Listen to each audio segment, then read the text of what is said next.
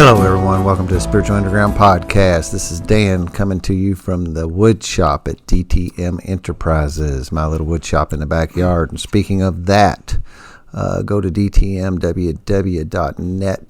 That's my website that has some of my work and ways to contact me, and also have started a handyman service with that too. That can be found on Facebook and Instagram, and I'm pretty available if you got any handyman kind of work here in the Louisville metropolitan area.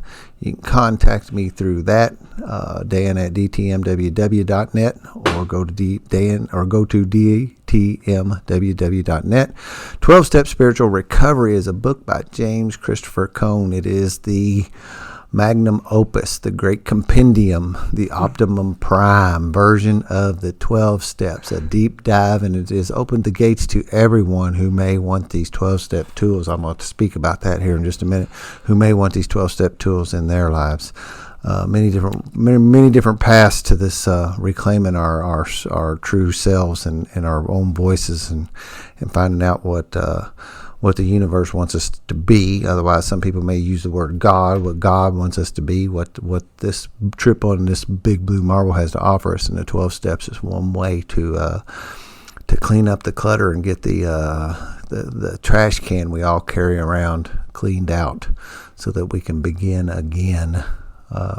Another word for that is reborn. It's all the same language, different terms. So, 12-Step Spiritual Recovery with James Christopher Cone, that can be found at Amazon. There's also meetings going on in the Louisville metropolitan area, 4 of them. I won't go into that at the moment, but you can go to 12stepspiritualrecovery.com and find that. Facebook page for that also, 12-Step Spiritual Recovery. The music around this is by Darren Frank. Darren is still recuperating. Keep him in your prayers. He got a big shout out last night at the Misery is Optional Players variety show, 35th annual. He was the director of that for a while and is not tonight, not this year, due to his recuperation at the moment. But that's his music. Give him musical credit. So I'm going to talk just for a minute about my morning. This is a Sunday morning. We usually record on Wednesday nights or Sunday afternoons, and have a special guest in here today I will introduce in just a few minutes. But first I want to talk about so we had birthdays in our men's home group this past Tuesday night, and a gentleman across the table here celebrated 1 year that night. I had 11 birthdays on the docket. There was a few that didn't show up. That's a little funny, but I think we ended up celebrating 9 or something like that. I can't really remember, but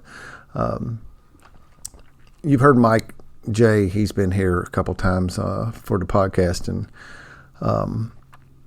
has told his story. And just full disclosure, he's a sponsee of mine. He has been for maybe the past 18 months, something like that.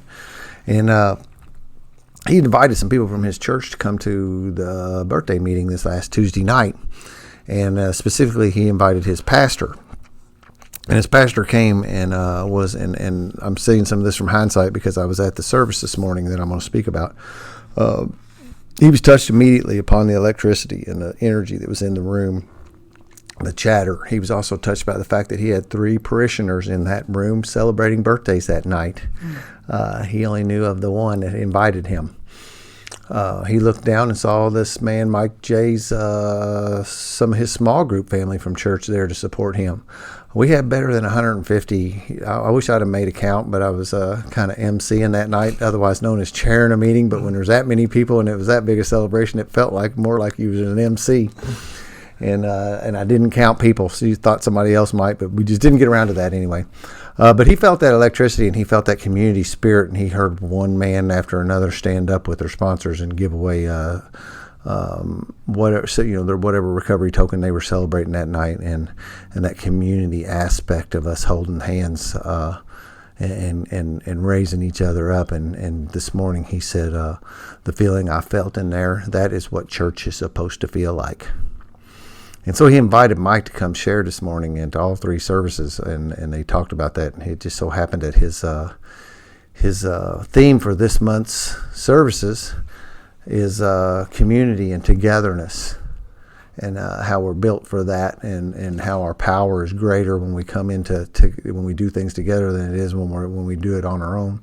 And he didn't. This is my words, not his. He did end up saying this at some point, but one thing about it was I was never able to fix me. As hard as I tried, I was never able to fix me. Only until I could enlist some help and be willing to accept somebody else's way of going about things was I able to be able to get help. Self cannot help self.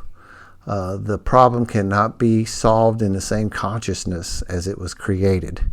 There's a whole lot of different teachings of that way that are ancient teachings that says that I really can't do anything. I can take a part and take some action and play a part in that, but I need community around me, and I need people to help guide me, and I need a sponsor in my life to help me see me, and a support group that I stay accountable to, and that also they can also see me and notice that when I'm not right, they can help me get back onto the path. In the same regards, I need to do that with people. I need to sponsor guys so I can do the same thing. I need to give that away. It's a big chain of people doing it. And it was just really touching. I was only going to go for the 8:30 meeting this morning, the 8:30 service, and ended up staying for all three. And then just barely blowing in here in time for the podcast. But I'm all jacked up with that energy from today, and it was just fantastic. He spoke basically 12-step language in Christian terms. And I'm not a big Bible person, and I don't go to church regularly. Although the message, and I have an open heart today and an open mind, it allows me to hear these things. And the flip side of that openness is I no longer, what I used to do is I used to actually block those messages that didn't align with my narrative. And if you use the J word, Jesus, I instantly would shut down and not listen to you. Today I have the ability to be open and listen to the message and what he was talking about, and listen to him talk about when Jesus talked about Lazarus being dead for a few days, and he told him to wake up and get up, and he told the community around him to unbind him, that in order to unblock him from the spirit. I heard the same kind of thing because he was talking about resentments and anger and guilt and shame and remorse and all these same terms we use that are the bindings that keep us blocked from the sunlight of the spirit. And that is changing over to 12-step language. So it's parallel messages. And today, luckily, I can hear that, and not be, matter of fact, I was just totally jacked up listening to it. And the icing on the cake is after the third service, a lady come up and she was in tears, and she'd been trying to stay sober, and she'd been bouncing around some meetings and unable to do this thing. They asked Mike if he could give one piece of advice, what would it be? And it would be to ask for help and then be willing to accept that help. So this lady come up to Mike after the meeting and was talking to him, and she was in tears. She's been hanging around, going to meetings. She's been unable to stay, she's been struggling to stay sober. I don't really know if she's been unable. I shouldn't say that, but she's been struggling to stay sober. And she said, I really need a sponsor. And at that point in time, a lady walked up who had like 20 years of recovery and said, I will sponsor you at church, in front of the altar today after this, and the lady turned around and looked at me and she said, can you believe that? And I said, yes, I can. I see miracles happening around this place every day. I do believe that stuff. It's not surprises to me when those kind of things happen. So to get back to the other thing, Anthony here's at the microphones today, and he's celebrated 1 year the other night. He happens to share a sobriety date with Charlie. You heard Charlie talking a couple weeks ago. His podcast come out, and they've been on this path together for this past year, I believe. We have. And so that also brought me, since I'm sponsoring Charlie, that also brought me closer to you because of your all's closeness. And once again, this community thing kind of kicks in where you get to like join forces with people. And there's very few things in life that are more miraculous than, of course you can throw like childbirth and some of these kind of things in there, but then to watch a man come from the ashes like the phoenix, but they're burned to the crisp, and watch them regain their foothold through using these 12-step tools and be a part of that and watch a guy wake up and transform. And we've been fortunate enough to have a lot of 1 year celebrations in the past little while. We had 3 Tuesday night. We had 3 last month also. I was fortunate enough to have in each one of those months too of guys that I helped lead through the steps, and that's just really hardly any better feeling than that. The other thing I talked about was that Mike, man, he's made unbelievable amount of change in the 6 to 7 year, and that's actually eye-opening too to watch that growth, because that puts some that gives me a lot of hope that these growth spurts are still available beyond the first year, right? Yeah. The second year is a really tough year because you are such a rock star on the first year, and everybody's giving you accolades, and everybody's alongside. You're picking up monthly chips at meetings and all this kind of thing, and then now the whole second year, everybody's kind of dropped off.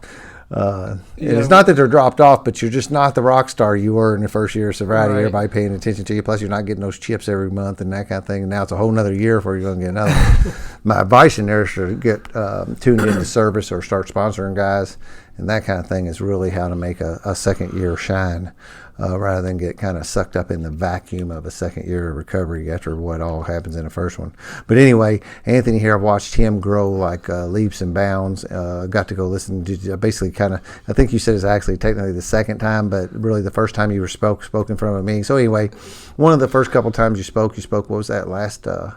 The first time I spoke was at the Brook, and there was treatment center. Yeah, and it was for adolescents, and my sponsor was next to me, so he kind of dabbled in whenever I choked up.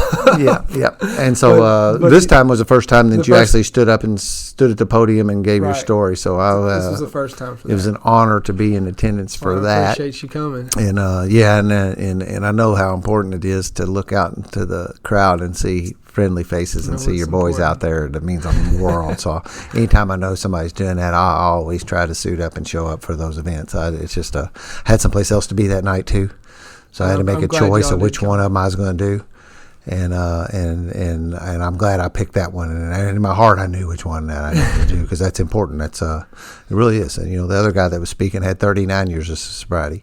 He's going to get along without Dan in the room. Not that you wouldn't either, but my support is more valuable, I think, and our support as a group is more valuable behind you than a guy that's been on circuit speaking, and has done this who knows how many. I was going to say hundreds, maybe even more than that times. Yeah. He had a handle on what he was going to say.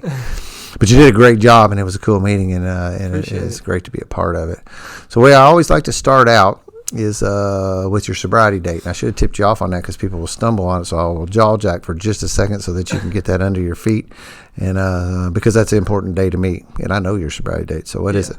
Absolutely. My sobriety date is October 4th, 2018. Right. For that, I'm truly grateful. Yeah, and that interesting that you and Charlie have the same sobriety date. I know, it is. And it's funny, like when I I got to Sober Solutions on October 4th, 2018, but I went to detox on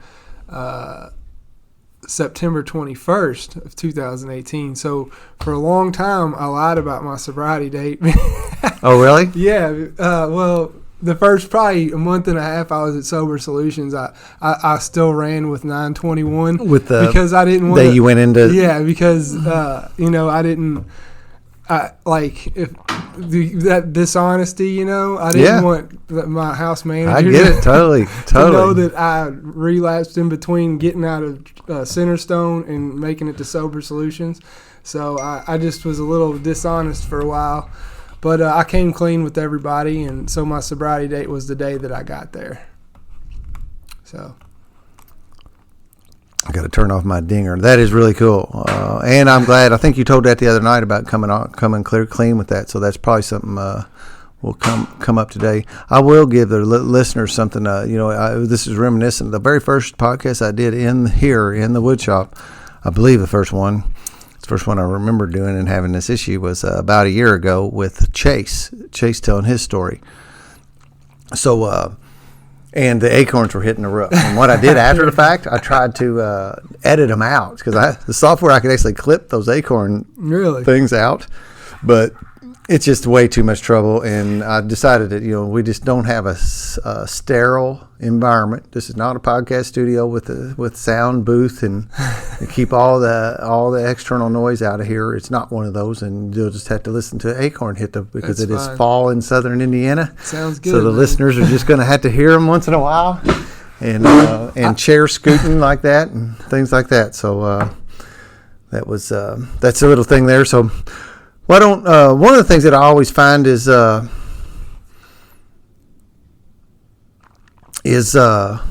important is I want to start off with like where you grew up, how you grew up, because I know a lot of times we want to kind of look at this stuff as like almost like our alcoholism, our disease started when we first took a drink or we first used a drug or something like that. And what I found is that typically what happens is that we have some symptoms and some, I'll just straight up say it, we'll have some trauma. And by saying trauma, I mean things happen to us when we're kids, where if it's hurt, we can lose pets, we can lose loved ones, divorces, abuse, any number of other things that happen to us when little kids, that kind of like this nurture nature thing that spins us off. I believe fully that we do have some genetic component, some kind of brain chemistry that causes us to be what we are, but it's also the effects that happen to us in our environment that actually sets it off. So obviously I don't want you to talk about anything that you're not comfortable talking about. That's not what I mean, but I do like to go back into where you grew up and how you grew up, and we will move forward from there. Absolutely. I am from here in Louisville, Kentucky, born and raised. I grew up the baby of the family, and for me, that was probably the first thing. There's something about being the baby, the youngest child. I was always given stuff, and I developed that entitlement my whole entire life. Everything was always given to me, and I guess I figured that everything was going to be given to me, so I never lost that sense of entitlement growing up. Yeah. And that plays a big part into my story because, that was part of the reason that I always, thought that I was going to be able to land a big promising job, or I was going to have a house and a family. I thought everything was going to be given to me because I saw it happening to my brothers, and, but, they were out there working for it. And, they always would tell me I had a promising future, and I believed them. But I never realized I was going to have to go do some work, So all of a sudden just kind of stumbled at some level, I think we are entitled in a way, though. You know what I mean? I think we are entitled by this universe to have all we can get out of it. And that's what I understand. What you're saying is a little different, that I'm entitled to do this without any amount of participation. It should just be, we feel like it should be laid at our feet while we sit on a throne. Right. And not have to do any participating in achieving or getting any of that. So I don't know why that threw at me. I'm like, we kind of are, man. Because that's kind of what we're trying to get back to now. Aren't you feel like this rebirth process through the 12 steps is now you're opened again to receive all these gifts that life has to offer you. Absolutely. But I guess my perception of it was I get it, where the problem was. Yeah. So the way I perceived everything, being the baby, having that sense of entitlement, and so like I said, I was the baby, and I was the youngest of three brothers. I have two older brothers. I have one that's 7 years older than me and one that's 5 years older than me. And I grew up in a Catholic family. I didn't have any trauma. I wasn't abused or anything like that. I had a mom and a dad. Well, I say I didn't have any trauma, but I guess I may have had some trauma from my parents' divorce. I was in second. That's traumatic. Yeah, I guess I was in second grade. But I meant no, I didn't Yeah, because most people want to correlate trauma. The word trauma with violence or abuse or something, And I do try to back that off and say, it doesn't have to be that. Trauma could be losing a pet, and that's as complete natural as can be, But you could just love your freaking dog, and grow up with it from a time you were a baby. And at 5 years old, your dog dies, man. That's trauma, brother. Yeah, and my brother made a good point to me. When my addiction first set off and I went to treatment, my brother had a heart-to-heart with me. He said, you didn't really have it like me and Robbie had it, because we had a mom and dad all the way until we were graduating high school. You were in second grade, and that much. Your siblings are that much older than you. Yeah, wow, they're a lot older. 7 and 5. One of them's 7 years older, and one of them's 5 years older. Okay. So, they were in high school. And, so, I get it. Yeah. So there's a little difference there, Yeah, it's a little bit like I've heard some other people talk about having siblings that they at some level they feel like they grew up in different households. Yeah. It wasn't. It was because different. things change, man. Conditions changed while I was there, and my older brother didn't have the same situation as I grew up in or whatever, and that's what I'm hearing you say again. And the reason it was maybe different for them too, because they had each other, being 7 years apart. They were only 2 years apart, no and doubt. I was 5 and 7. Yeah, they had sibling to lean on. Yeah, and so they were already off to college and high school and almost, starting high school, and I was still in second grade, and I don't mean to victimize myself. That's not what I'm That's trying not what. to do. No, that's not what I hear here I'm either at all, just- man. Not at all. Just, Yeah. this is your truth and what happened to you, Yeah. So. and how you felt about it, and that's legal to say. That's the wrong term, not legal, but that's what we want to know, man. And the funny part about it is I didn't even have that perception of it until my brother pointed it out to me. Yeah. You know, and Just like I said earlier, I can't see me. Yeah. Other people see me, right? Right. My brother was the You one that see came me. to me and pointed it out to me. So, you know, but and that was a really good perspective to have, because I didn't have that until, you know, the first time I hit rehab. Yeah. But so anyway, I went to a Catholic school. It was called St. Barnabas from 1st to 8th grade. Had the time of my life. I met a lot of friends, and we got along. We grew up together. You know, a lot of those guys I felt real comfortable with growing up. But when I got to 9th grade, you know, we all went our separate ways. We all went to different schools, and that was when the first time when I went to Trinity High School. When I went to Trinity, it got a little different because I had to meet all new people and you know, form new relationships. And By the way, those are prestigious kind of schools in this area, right? Yeah, they were good schools. St. Barnabas, you know, it was really fun. You know, it was I just take it for granted. We kind of take it for granted that since we're local, we know what those schools are. The listeners may not know that those are very nice schools in the region. Trinity's probably one of the best schools in that region. Yeah, Trinity's a really good school. Both my brothers went to Trinity also, and so when I went to Trinity in 9th grade, I started there and I met all these new people, and so when I had those fears finally hit me, because had to meet new people, and I've never been in situations like that because I grew up with all those other guys, and when those guys were gone, you know, I didn't have all those friendships to fall back on and had to make new ones, and I was afraid. So that was really the first time that I resorted to. I started drinking on the weekends. Well, first let me rewind a little bit. Like right at the beginning of my 9th grade, I got on an ADHD medication, and that is significant in my story because it ended up long term being one of my go-to drugs that I used. And at first, and when I was in high school, it wasn't a drug that I really abused at first. But later on, it did become a drug that I abused. And for a long time, I did, because I did really good with it. I made pretty much A's and B's all through high school. And when I was at St. Barnabas, I was more like a C-B type student. But when I got to Trinity, I was an A-B type student. So I thought that, you know, it was doing good. It was doing wonders for me. Well, it was. I mean, like all of our stuff, right? It works for a while. Yeah. I mean, that's pretty much this stuff and that's not a lot different than like alcohol and other illicit drugs. Mm-hmm. Is that it works for a while, and then at some point, it takes more and more to get the same effect, and before too awful long, it's not working anymore. So it's as legit as can be to talk to it in that manner, exactly, because it helped you. You're crediting some of that with those grades, right? I guess that had to do it. Yeah, I mean, I definitely I liked going to math class. I remember that. Yeah, I always liked math. You know, I never did like math. That's the funny thing until I started being on that substance. But yeah, man, like that was the first. You know, I had some success with the drug, and that was kind of later on came back to bite me. So in high school, you know, I told you I started drinking on the weekends. You know, I had to meet new friends.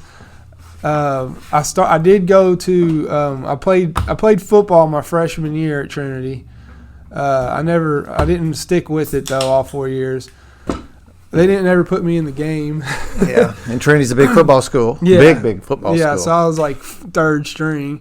And the one game I did get into, I caught a long pass, and so I thought I was going to start getting some playing time, and that just never happened. Get it? Even though I caught a long pass, and so my sophomore year I quit, and that's when I started smoking weed, and yeah, man. So you dropped, if I'm hearing you right, you ended up being disappointed in your football, not getting enough playing time, it just was not turning your crank. Right. And so then you dropped it. In my sophomore year. I finished my freshman year playing. Yeah. I just didn't start it back up. And then once you did that, then you started going, once that was out of your life, is the same time you started smoking weed? Yeah, I was smoking weed and and I got into that cool thing, you know, because people wanted to sell stuff. And so I started trying to sell weed. Yeah. And I heard a guy not too long ago said, first week I became a drug dealer, and he said outside issues because he was doing it in a proper AA talk. You know, we can say anything we want to, and this is a recovery talk, so we can talk about drugs and other substances without having to worry about it. He said I started dealing in other issues, outside issues. So he said, started dealing in outside issues. In the first week, I was my best customer. In the second week, I was my only customer. Yeah. Well, I mean, and it's funny because I didn't do bad selling the weed. That wasn't the problem. The problem was that it didn't stop there. You know, it escalated. And I got in trouble at one of those Catholic school picnics. We were all, you know, clam baking in a car, and that was the first time I got in trouble. The police walked up on us, and we were smoking a blunt. The police. They called our parents, and our parents. They didn't arrest us. They just called our parents. Just called them, had them come get you. Yeah, parents came get us. So that was the first time I got arrested, and I think that was my sophomore year, and luckily Trinity High School did not find out about that. I don't know how we survived that, but they didn't find out about it. So I stayed on my path at Trinity. I started, like I said, I was selling weed, and I got arrested at a party. It was one of those keg parties, and the cops came, and I had like 4 bags of marijuana all broken out in half quarters.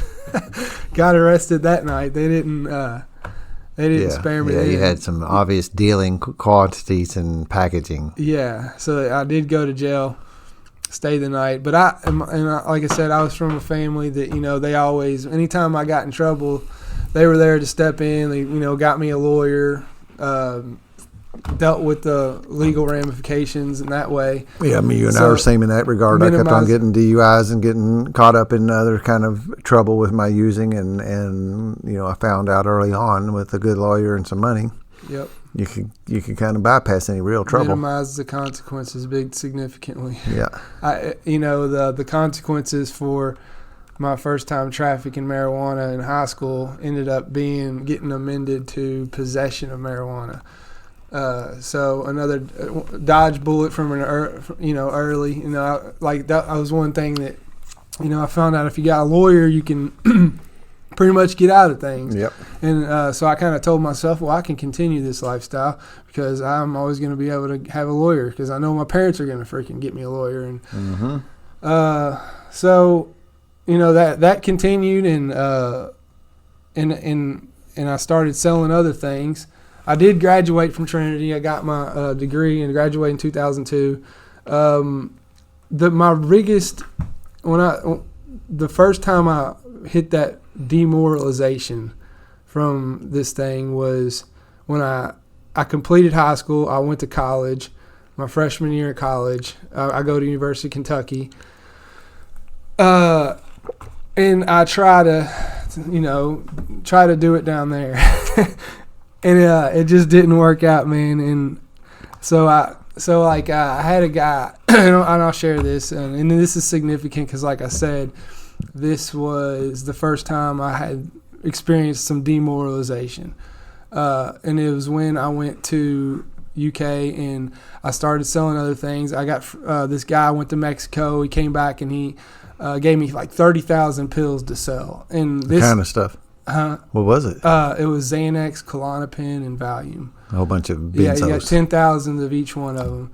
Wow. And yeah, he just fronted it to me, and I was supposed to pay him back, you know. But he was a guy who went to Trinity too, you know. So it was like, you know, he was from the same background, so I didn't really have to pay him, you know, like, and he partied with me. We partied. I was good. My intentions were to pay him, but it just didn't end up happening like that. We partied it all out, you know. People like down at University of Kentucky, I was the party guy. They came and took advantage of me that way because I would just give it away. I wouldn't actually charge them. Oh, yeah. And my apartment ended up being like a place that they could come party and get some free stuff and go on their way. Some level buying friends by giving them Yeah, I mean, stuff. Everybody liked you, right? Yeah, they liked me. Yeah, that's I can relate to that too. There's periods of time when I had like a friend of mine had the best pot around by a long shot. Yeah. And I won't say it was but it was readily available through one, and nobody else could get it. And you had a lot of friends when you had that. Mm-hmm. Absolutely, but so you're down there on campus doing this? Yeah, I was going to it was University of Kentucky campus, but it was JC or LCC. That was what it was called at the time. Lexington Community College. If you did LCC, you got into UK. So I was down there at school, and I ended up getting kicked out of school because it was because of poor performance, but it was because I didn't show up to class. I think I enrolled for class, but I didn't end up going. So I had my first failure. At life. Those entitlements didn't come with grades. Yeah, the Adderall didn't work anymore when you're taking benzos on top of it. So you were doing both. Yeah, I was doing Isn't that both. interesting? A big time Adderall stimulant, and then on top of that, putting benzos, a big time downer. And that's not even on top of it. Cocaine too. I was doing it at that point. Whatever. I was doing all of it. Yeah. And well, what do you do? What do you want? What do you got? Yeah. So I wasn't going to class. I had that demoralization. I had to come back home to Louisville, and I live in my mom's basement. So that's where I. I was just joking. We were talking about in front of in the beginning about, hey mom, can I live in the basement again? Sure. I know. I mean, but that was my default state. Going back to the mom's it's a pretty common thing for us. I don't have to pay no rent. Yeah. Don't have to work. Yeah, futon in the basement. Get to eat your food, get to watch cable. You got to feed the dog. That's about it. Yeah. But no, it's funny. I can laugh about it now, but it really wasn't funny because looking at is unfair to my family. That I would put them through that. Exactly. And not only that, to myself, it was just I knew I was bad. I could have I had higher potential than that, but it was okay. I justified it because I just wanted to continue to get high. So anyway, I lived at my mom's basement for a couple months, and they decided they were going to help me again. My mom and my dad didn't live with my mom. Like as I mentioned earlier, they got divorced. Yeah, when I was in second grade. But my dad was always there. He was always in the background. He's a part of your life. Yeah. So they still teamed up, and they helped me get this apartment, and this is coming fresh back from college, a college failure. Yeah, flunking out of college. Yeah, this was probably, I want to say March. Hey, stay in the basement until we can get you an apartment. Yeah. So those first 6 months at college didn't end up going well. So I stayed at my mom's for a few months. And then they got me this apartment I think it was March of 2003, I want to say. And and that didn't go too good either because I had the apartment for about a month, and we continued our, Pablo Escobar escapade trying to sell things. And then I had a roommate who decided to get a pistol. And that was a real smart idea. You need a gun when you're dealing. Yeah, I had the supplies, and he had the protection. And together we were just going to take over. But the LMPD didn't see it that way. And one day I think I was at the mall, and I got a phone call from my roommate saying, "You need to come home. The cops are here." I was like, "Yeah, I'll be there. I'm on my way." Right. I ended up maybe a few days later. I came by to check the mail, and so you did not go home. No, I did not go home. I was like, who would ever yeah, okay, I'll be right there. Yeah, so I didn't end up coming home that day, but I ended up going to jail a couple of days later because they stayed. I guess they don't got nothing to do but sit around in parking lots, man. So that's what they were waiting. As soon as I came up to that mailbox, they got me. Yeah. Well, they got this job. It's called apprehending criminals. That is a part of their job description. I know, but you're Son right. of a bitches. Right. Son of a bitches, exactly. But and so I went to jail, and I had some pretty serious charges. But again, at least I wasn't over 8 ounces. Still got a trafficking charge, but at first it was a felony. But got those lawyers in there, and they got it amended to a trafficking under 8 ounces. Still got to not be a felon. Yeah. So you get to tell this stuff in here, and yeah. I didn't get to hear this the other night. Thank you for that. Yeah. So I got those charges amended to under 8 ounces. I think I maybe did a weekend in jail. I don't remember. I think I did some home incarceration too.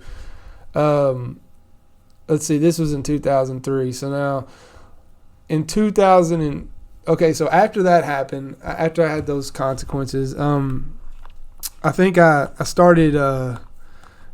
Things got maybe better for maybe a month or two. But I continued using. I think I was doing cocaine a lot at this point. And my dad got involved again. My dad and my parents, and they intervened. They had been going to something at the Morton Center about my usage. I don't know exactly. Kind of like an Al-Anon kind of thing, of some sort of thing about how to deal with your loved ones that are right. So they got some advice from a guy there at the Morton Center, and they thought it was in my best interest to go to Hattiesburg, Mississippi, to an inpatient treatment center. And I don't know how I came around to accepting this deal because I was full blown, I don't know how I agreed to it, but I guess because when the seriousness level of it was when my dad shows up. And if my dad shows up, then that means it's like probably something I need to take serious, or he's probably going to. Or like when your parents use your middle name. Yeah. When dad shows up, it's time to. Business is getting ready to happen. Right. Something's about to go down when Pop shows up. So, he said that I was going to Hattiesburg and I didn't have a choice. So that's just what I did. I guess that's how I ended up going. We got in the van and he drove me all the way down to Hattiesburg, Mississippi, and I went to a place inpatient treatment program called Pine Grove. It was a beautiful place, and I met a lot of great people. This is the first time I ever got introduced to the program and to recovery. I stayed there for 90 days, and then after I stayed there for 90 days, they had something down there, it's sober living down there, and a couple guys that completed the program with me, I teamed up with them and we got a house, and I lived there for 90 more days. And then it came time for Christmas vacation, and when all of us none of us were from Hattiesburg. We were like I had one roommate, he was from Oldham County here, and then I had another roommate, he was from Atlanta. But it was time for all of us to go back for Christmas vacation, and when we did that, I never came back. Because I started that program. Now, I want to say, I don't think I worked the step. We had the inpatient treatment. I got to know guys real good. We had the fellowship going real good down there, but we didn't really work the steps. I think a lot of guys down there was in recovery for the first time too. I know that they introduced the steps to us. Right, yeah, and usually that's not what they do, That's usually what they do. They introduce you to it. I mean, I was going to say, I should back up because that sounded funny. Treatment centers usually are not taking you all the way through the steps. Right. That's usually the private sector out here, the sponsors and all that do that. They introduce you. I mean, that's what I always say when go into detox, I'm going in there and they're going to detox me safely, get me off of the stuff so that I can come out into like an outpatient program. So then I can start to be slowly introduced into recovery communities. and they can turn me loose after a little while, and I'm hopefully migrated and incorporated myself into a recovery community, and I can begin to like live this new life that you and I live today. Easier said than done, right? Right. But you can take you can take a deer to the water, but you can't make him drink. Yeah, a horse. A horse. You can't take a deer to the water, I don't think, but I guess you could try. Yeah, a horse. I said that wrong. So you just come out of there and went home for Christmas break and never came back. I came home for Christmas break, and down there, like, we always went to our particular meetings down in Hattiesburg. And we went golfing. And the weather was always nice. So we had beautiful sober event things we did. We stayed. We golfed. We would go to the YMCA. We go to meetings. We drink coffee. We go to Starbucks. And we come. And then we come back to our home, eat chicken, and go to bed.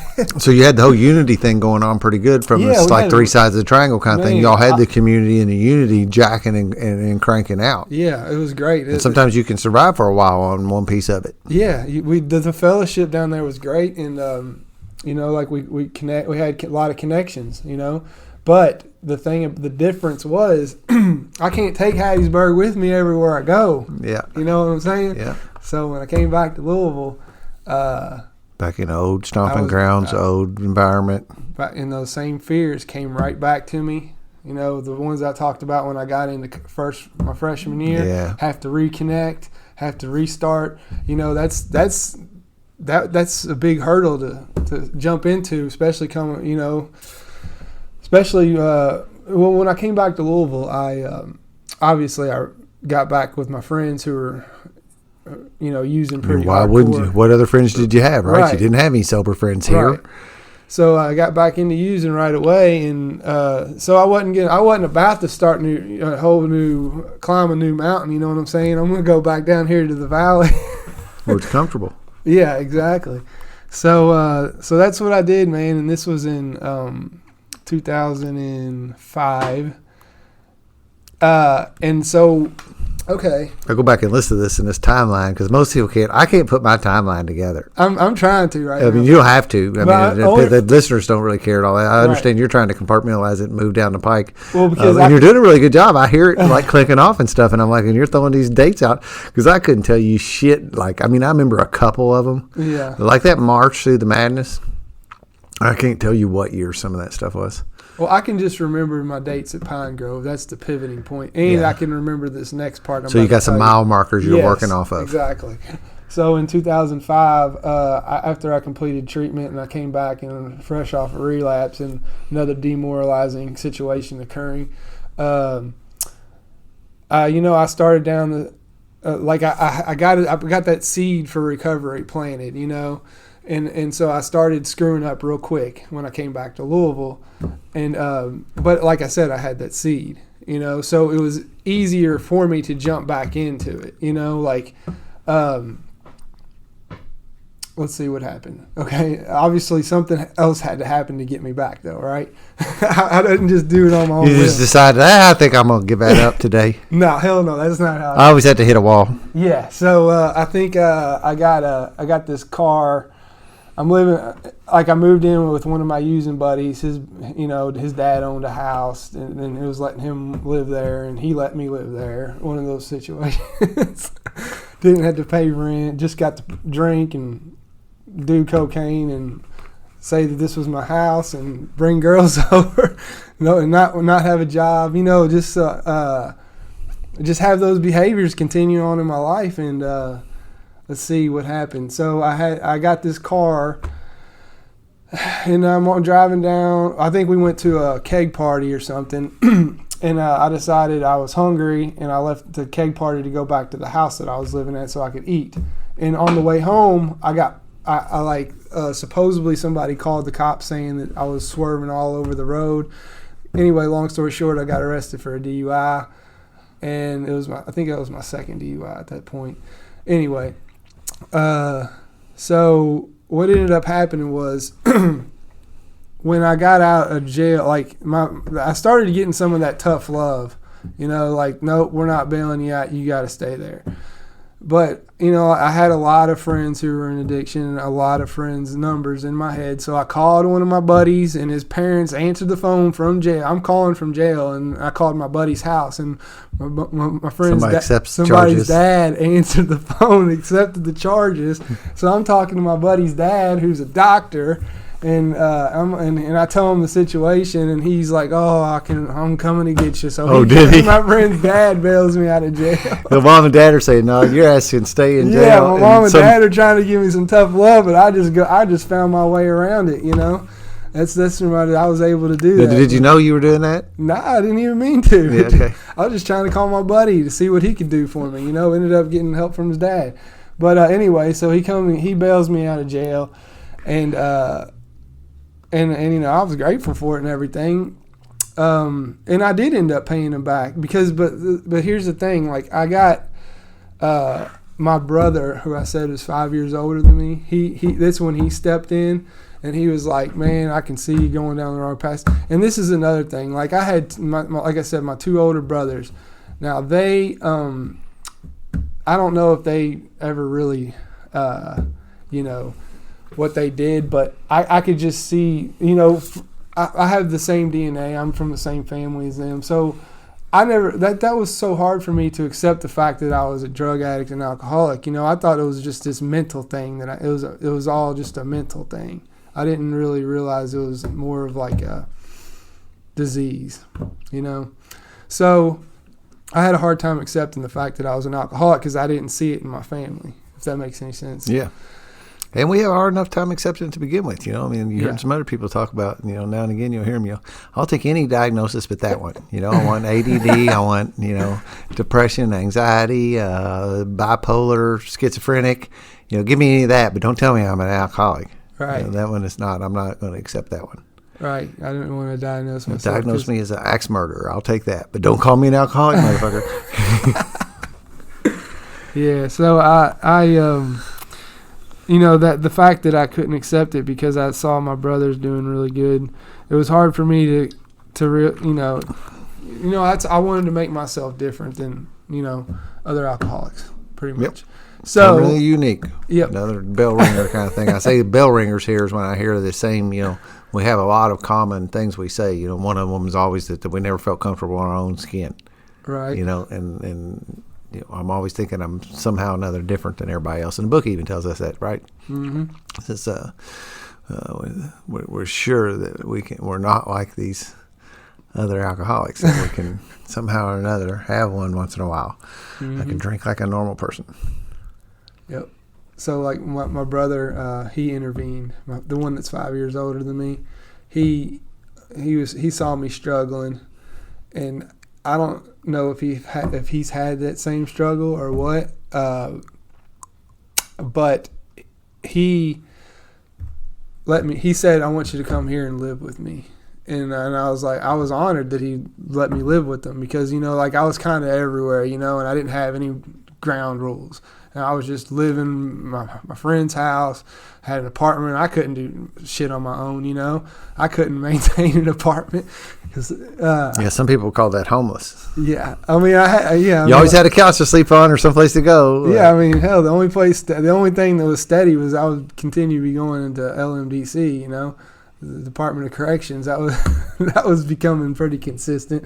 But so, yeah, I needed some consistency, man. And my brother offered that to me, and I was so grateful. And the fact that he did that, he let me live with him and his wife now. And we lived in Hikes Point. And like I said, I had that seed of recovery planted. And at this point, I think I had a friend who was actually working the program and doing the steps and everything.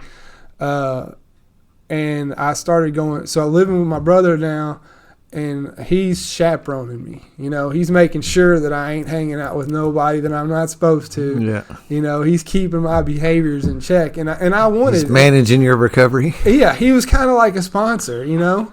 He was like, but he wasn't in the program, but he had his shit together. You know what I'm saying? So I kind of looked up to him, and I needed that, and so I walked the line living at my brother's house with him keeping my behaviors in check. I would start going to meetings, but I wasn't working the steps. I didn't want to do that, you know. I thought that I could, you know, I got this now. I got this, you know, I got a job. I started working at Applebee's with the guy who was in recovery. And so I would go tag along with meetings with him, and I'd kind of piggyback off his recovery, you know, because he was working. I saw him working the steps, but I didn't really want to do it. I felt like I didn't really need to do that crap, you know. That's just the way I looked at it at the time. I get it.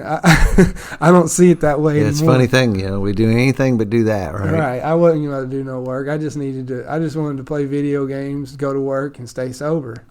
That's what I wanted for a long time. But here's where I went wrong, that I didn't work the steps, because it came, I think I was about right at a year sober, and I was working at Applebee's, and this girl called me, and, you know, she was a pretty girl, and she had a limo, and she was going to Captain's Quarters.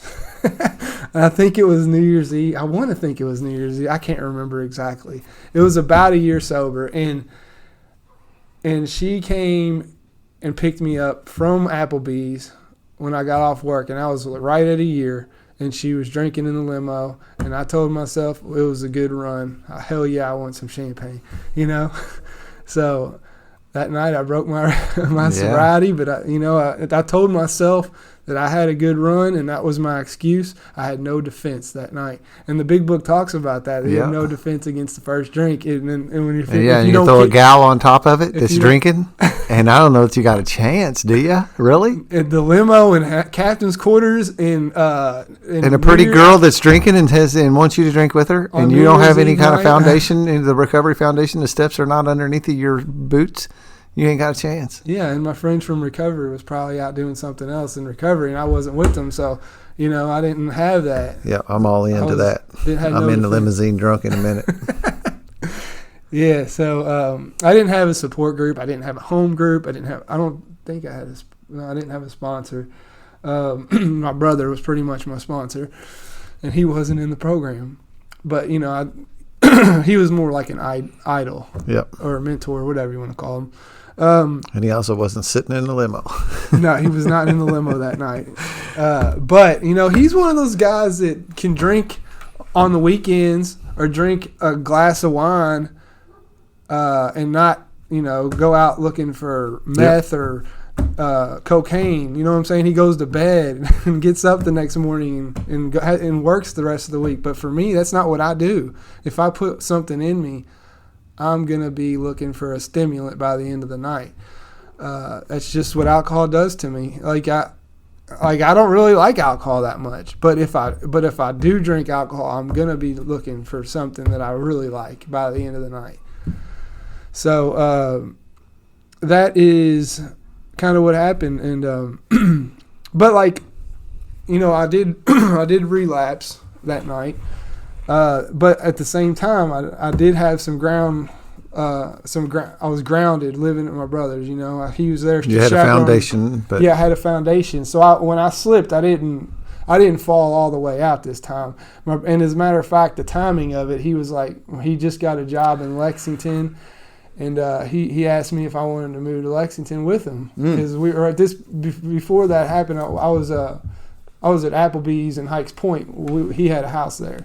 And but he just got this job in Lexington, and he asked me, "You want to come with me?" And I was like, "Hell yeah, I want to come with you," because I was my brother, you know, and I still want what he had, even though I relapsed. So that's what I did. I went with him to Lexington, and when I moved to Lexington with him, like it kind of gave me more of a tunnel vision to walk on a good path for a little while, you know, because I was out of Louisville. I was with my brother. I didn't have all my using friends with me. Because I was in Lexington. I mean, I maybe knew a few, but I was more interested in improving myself.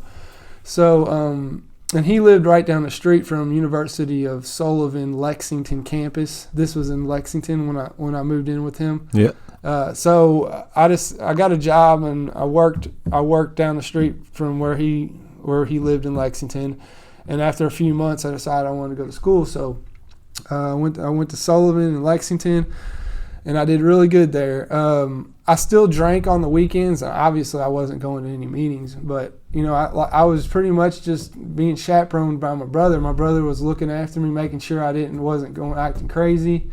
So I got some level of success through living with my brother. It wasn't nothing that I was doing the work. I was going to school. I was going to work, but my behaviors were grounded by living with my brother. Yeah. It's kind of like some guardrails, Yeah. Not necessarily that you were like staying right down the middle, but it kept you from running off the road. Right. He's a good big brother, man. I love him to death. I love both my brothers. So, on the weekends I would drink, but I was in Lexington, so I couldn't go chase stimulants. I mean, I could, I just didn't know anybody. And I worked at the Applebee's in Lexington at this point. I always found an Applebee's to work at. Applebee's. Yeah, because I was trained, and it was easy for me to just jump in and work and make some money, and it was right next to where I went to school. So I would drink on the weekends, and then after I got this went on for about 2 years. I would probably drink maybe every couple weekends, and so you were able to go a couple years just kind of managing that, without really getting off the rails. Because I wasn't chasing stimulants, because I didn't have that down there. I didn't know anybody. I just knew my brother and the people I went to school with, and I just stayed to myself and went to school.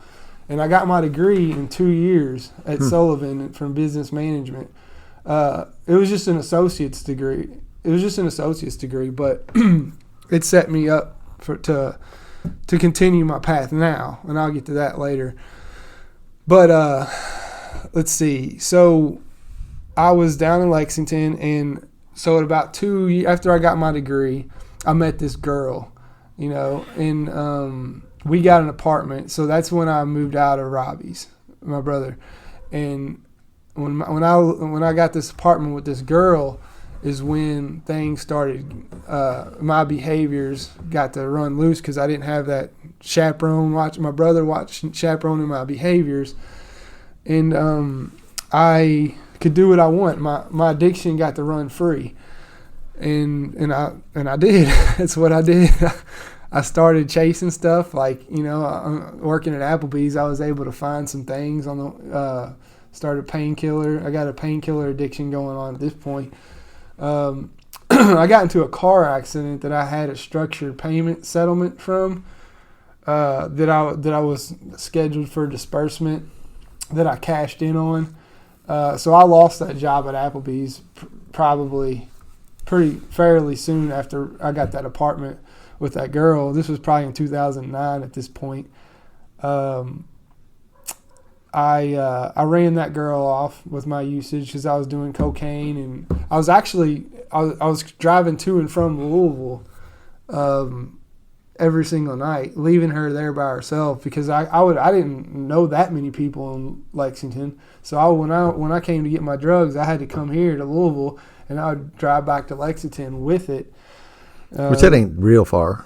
No, it's not that far. I mean, it's an hour drive, but like doing it every day, there and back, and then the party time while I'm here. You know?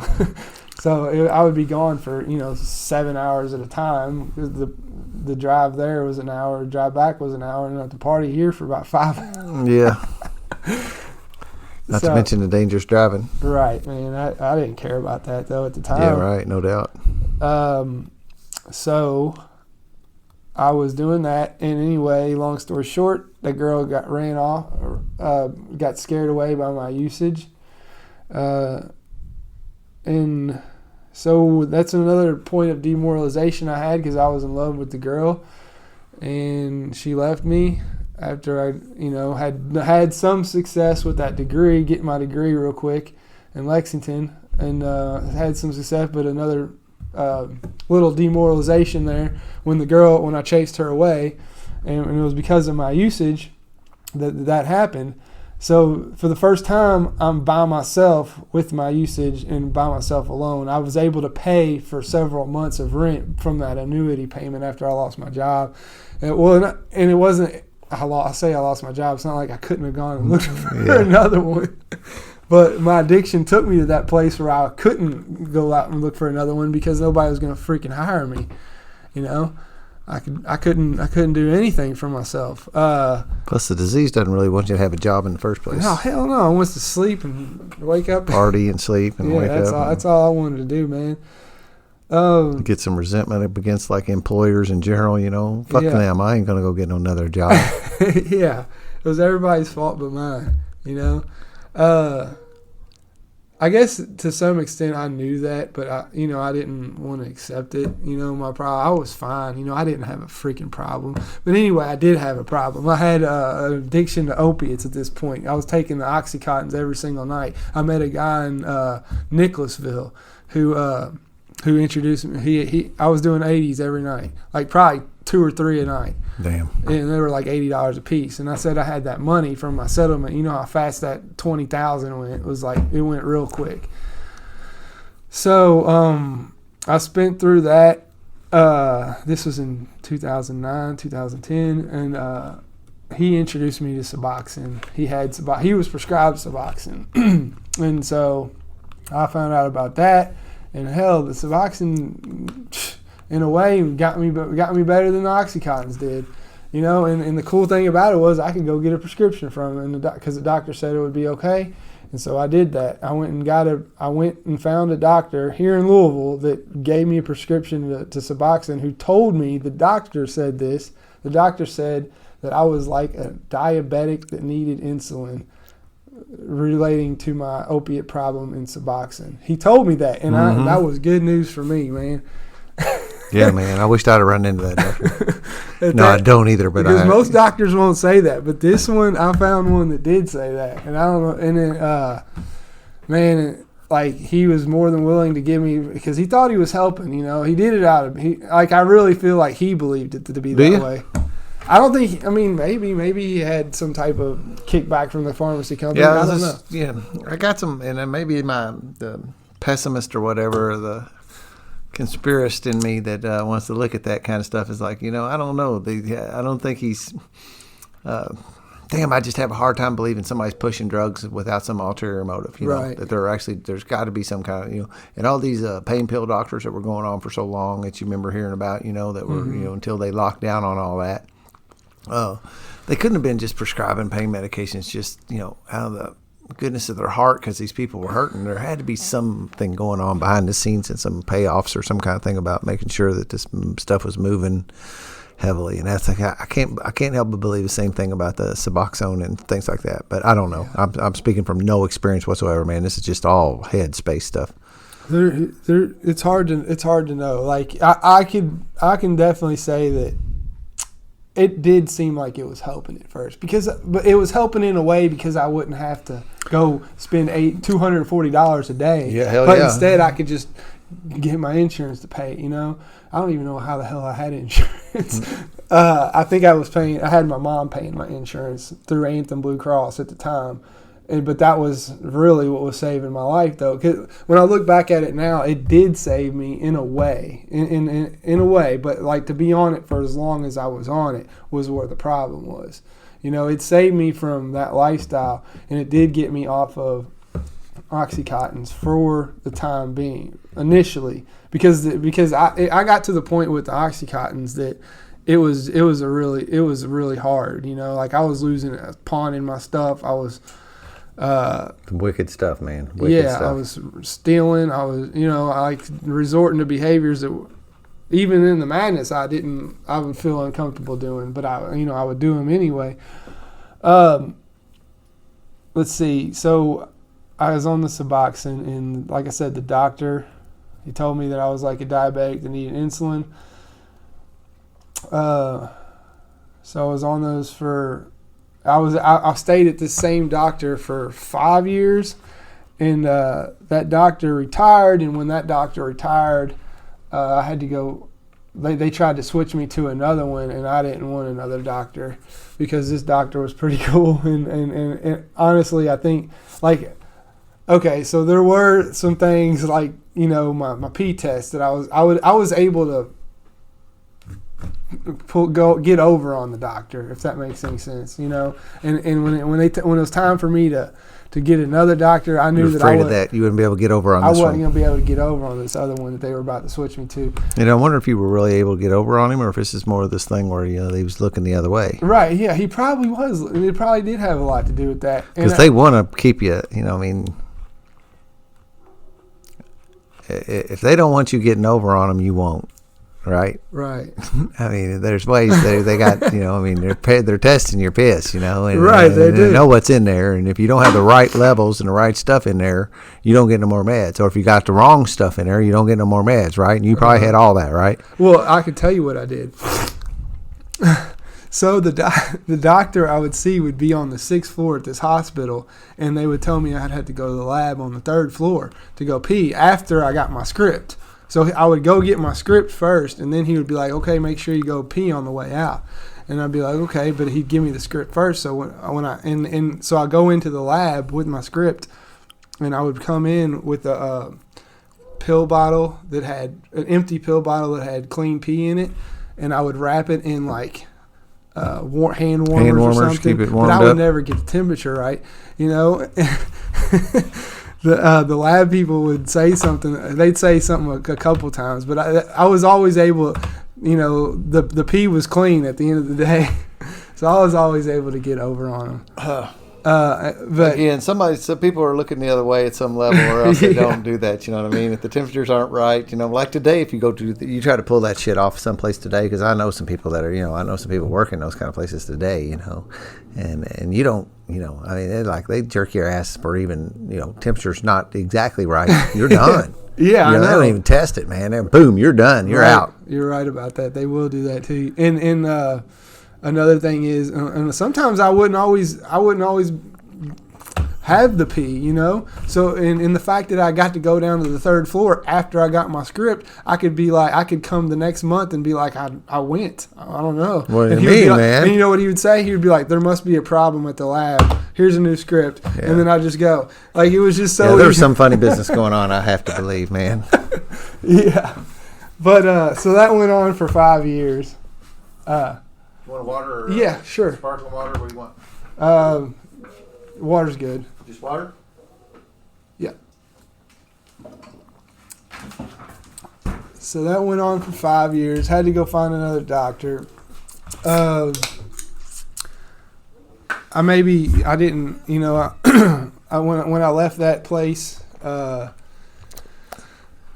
think I went back out for a little while, but I was able to find another doctor, because once I knew about that, you know, I didn't want to let that go, because at the end of the day, they would overwrite the scripts, and by not being on Suboxone, and not only cut into my ability to be on Suboxone, but I was able to sell them. Mm-hmm. You know, I kept money in my pocket.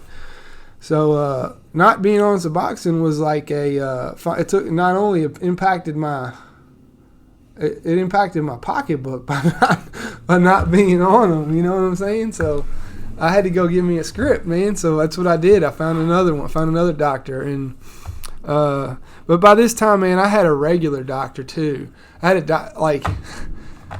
that's another thing that I was able to get over on this. The one doctor I had, he would, like, I had a doctor that gave me Adderall and Klonopin, and then I had another doctor that gave me Suboxone. And most Suboxone doctors would not see me, but I found one that did. But right off the bat, he was like, you know, you're gonna have to get off. Move the microphone Sorry. to you. Don't move to you. You don't have to move you to the microphone. Just move it up a little bit. That good. It starts dropping up. You start sitting up real tall, and then it's moving way away from you. And I watch the levels go down. But go ahead. You talking about the doctor? Yeah, that doctor, he did address that right off the bat. He said that he said, look, you're going to have to get off the Klonopin if you're going to continue staying on, if you want to take Suboxone. And I said, I'm going to do that. Of course I'm going to say, I want that. Okay, I yes, want sir. that. Yes, sir. I'll do that. And he's like, what do you want to make? He's like, you want to make a plan? I was like, yeah. He was like, what's fair? And I was like, 6 months. He's like, you can be off of it in 6 months? I said, yeah. So we made a plan, and he was cool with me taking Adderall completely, though. I had to get off. My task was to be able to get off Klonopin in a 6-month period. So 6 months came around. What do you think? Hadn't hit a lick on any kind of plan. No, I didn't. So now you just got up and stopped. Yeah, man. So I think he let me go. He was. I think he let me ride it out for a few months after that 6 months, man. He tried to get me off of it, and I was like, man, I can't do it. I was like, I need him. I was like, is it all right if I switch to Ativan or something? You know, I had my other doctor write me a script of Ativan instead of Klonopin, and you know, he just, after a while, he was just like, no benzos at all. You just can't be on them. He was nice about it, but at the end of the day, he had to let me go. Yeah. So that was probably another year. That was how after the first 5 years of being on Suboxone, the next year after that, that's how the 6th year of being on Suboxone was. And I maybe went a few months without the Suboxone, you know, looking for, buying them on the side. Found another one. Now this guy was hardcore. He wouldn't let me be on nothing other than Suboxone. And he had a program at his office that, like, cause like, you know, people who are on Suboxone need a program too. Like, you know, like they might feel uncomfortable coming to a meeting, you know, who are people who are completely sober. There's a whole thing going on in town now called medical assisted treatment. Okay. It's well, MAT treatments where you can be on these replacement therapies, harm reduction stuff, and still go to meetings, because we don't, you know, you get ostracized if you come into our meetings. You do. I mean, that's just how. We're 100. I mean, our program, our thing is 100% abstinence program. It just is. It is. And but at the time, you know, I still needed a program, and this doctor I found, because, you know, it's kind of forward thinking, dude. I mean, yeah. My mom wanted, I don't really subscribe to it, but. Right. Like, it helped me for the time being. It's not something that I needed long term. I mean, it's better than being a dope dealer and just turning you loose. I mean, at least he's trying to offer you some kind of like help alongside of it. So he had this program at his office. I did good with this program for a while. Eventually, man, at the end of the day, I always want to do what I want to do. Yeah, we will always go back to our old shit. Yeah, man. So Suboxone, it works, but it don't work when you're selling one of them and using the other 20 to go get some ice. Yeah.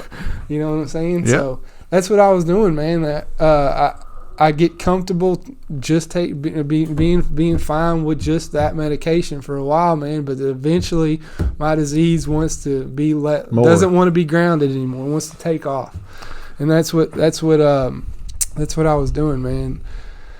So that doctor, I would just not show up if I had dirty pee. I wasn't gonna try to bullshit. He'd sit there and watch you, you know, pee right in front of his eyes, and you know what I'm saying. He's not gonna. There's no bullshit in this doctor, and he won't write you a script. And if you're dirty, you won't get, you know. So I just wouldn't show up, man, and I'd play it off like something happened, and then I'd try to get clean and reschedule. At the same time all this was going on, I had the probation office hovering over me, because I had to stay clean for this probation office. You know what I'm saying? Or yeah. I was about to. This is. I'm jumping all the way to 2000, and we're in 2017 when I'm talking about right. Yeah, it's kind of funny. It looks a little bit like the Requiem for a Dream movie. That when we got like tweaking on the Suboxone, we just hovered there through a bunch of doctors and a bunch of Suboxone stuff for a while. Let's bump off of that and get forward to the Suboxone movement or whatever. Yeah. I feel like we're hung there. Yeah. You know what I mean? Okay. So back in 2011, I got into this. I had something happen with the female with my disease, and I got a serious charge, pretty serious charge. And so I had 5 for 5. I was a felon now, 5 for 5 probation. I didn't go straight to prison. They gave me probation, but this is felony probation. You know, I had a PO. I had to pee all the time. I had to be clean. I had to report every month. So I had all this lurking on with the whole Suboxone thing. So, now is it okay if you had a prescribed Suboxone and going you were allowed to? That was okay. They could not tell you that a doctor can't write you a prescription, so they couldn't. but they can say, if you can't be on it if you're coming in here and you're peeing for other things. You know what I'm saying? If you're peeing for Suboxone, but you're peeing for other stuff too, then they can step in and be like, hold up. So you can't have anything else in is what you're saying. Right. You can't have anything, you can't have meth in your pee. Right, yeah. That's what I'm saying. Yeah, but you could have you could do a legit Suboxone probation, and your doctor could prescribe it, and you could do that legit, and there wouldn't be any negative consequences if you could walk that path. Right, and that was the ideal situation for me. That was my But goal. you can't do that. That's what I wanted to do, but my disease. That's what I wanted to do. Like the first when I went and pee. And then the other 28 days of the month after that, my disease wants to run free until those last days, 3 days before. And try to reel it in until last minute. Yeah, man, but it never worked out. So, long story short, I ended up doing my whole 35-year bid in Class D facilities. Wow. In Kentucky? Yeah, in 2014, I did 8 months at Glasgow, Barron County. I did 8 months. I got my probation revoked, and I went to Barron County for 8 months. I applied. I was in a program at that detention center. It was called MRT. Sorry. Move the microphone, man. You don't have to move. You pull it up in front of you. Some people don't. It's like you don't want it in your way or something. Right. And it's okay. It can be a little bit down like that, but it'd be better if it's like even a little bit further away, but in direct in front of you. Okay. I see you moving away from you. And I don't mean to be a pain in the ass about it, but I watch the levels drop down. And what happens then is you get quiet and people can't hear you. Okay. It's not your fault. It's just the microphone's not picking up your voice anymore like it does. Okay. And these are pretty sensitive. They don't have to be like ideally that's the deal. Is having it right there, but these are pretty sensitive. That's why it hears acorns and things too. But I have a little meter here, and I can see where you're at. So that's what when I'm watching it, the microphone gets away from you, and you move, or you get away from the microphone. Because what you've done, I see you were at the middle of the table. You've moved away from the microphone, trying to look around it. I think that's what's happening. You're trying to look around it. Yeah. Most people forget it's there. I know. I do. I do forget it's there. But no big deal, man. So Is it good right here? Yep, you're great, man. Okay. I'll just keep on reminding you, man. I mean, no skin off my back. Joe Rogan reminds his guests all the time. He goes a fist away from the microphone. All right. I don't mind reminding you either. So I'm at Barron County, and I'm in this program called MRT. I don't know if you've ever heard of it. It's called Moral Recognition Therapy. And then I'm like, I don't know, 3 or 4 months in. It's a 6-month program. I just decided to do it while I'm in there just because it's something to get me out of the jail cell for a little bit. But in the meantime, I had my shock probation hearing to go in front of the judge to see if he was going to give me shock. And I told him when I went in there that I was in MRT and to please shock me out, And he was like, okay, you're in MRT. All right, once you complete MRT, then I'll shock you out. So I got shocked out, meaning I got another chance of not doing the remaining full 5 years of my sentence. Yeah. So I get out,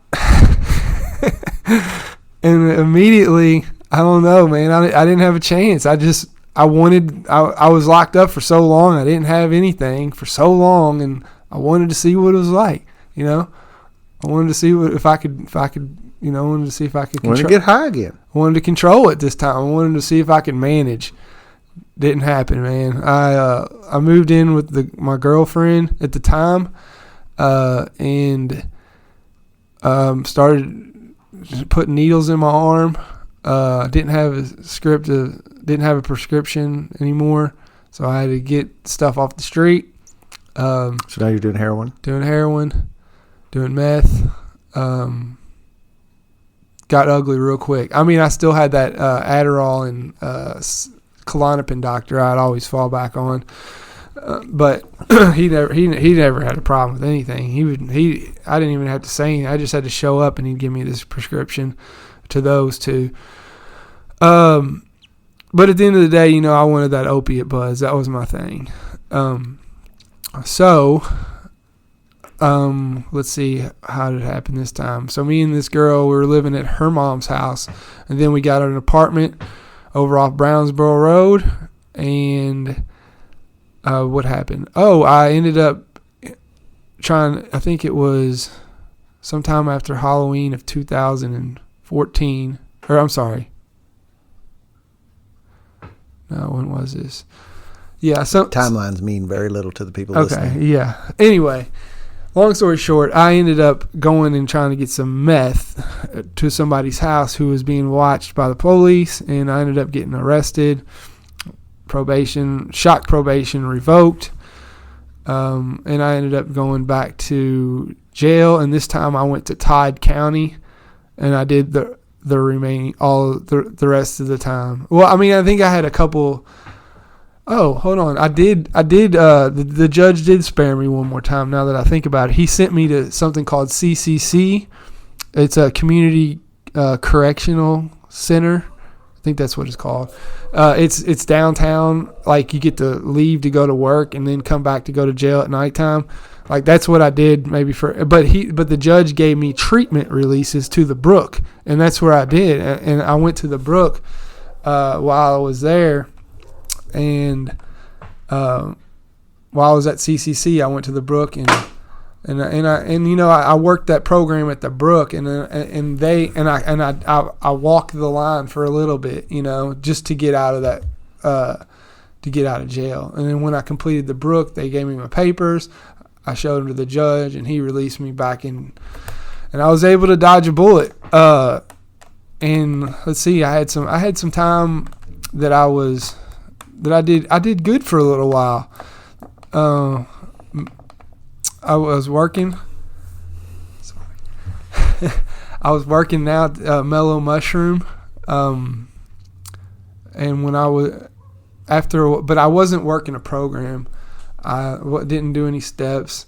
I went to meetings, and I thought I was sober. I was doing kratom at this point. Like, I thought that was sober enough.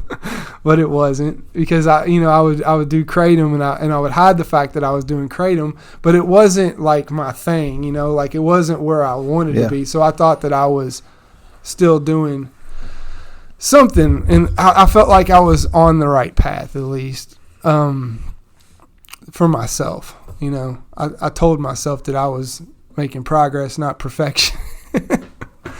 So I did that for a long time, and let's see, it was about 1 year. About 1 year, that's when things kind of went wired, and I stopped showing up to meetings, started doing meth again. I got my probation got revoked because I didn't show up for my probation appointment, and let's see what else happened. Just a whole string of events. Yeah, we're getting into some minutia. Yeah, it just got real bad, man. So let's fast forward to a bottom. Okay, yeah. Because that's where we're just swirling a toilet over through a bunch of madness, right? Yes, absolutely. And so I got evicted, and from that apartment, and my parents bought me a truck to move all my stuff to. But the thing about it was, when I got evicted, I didn't have anywhere to move my stuff to.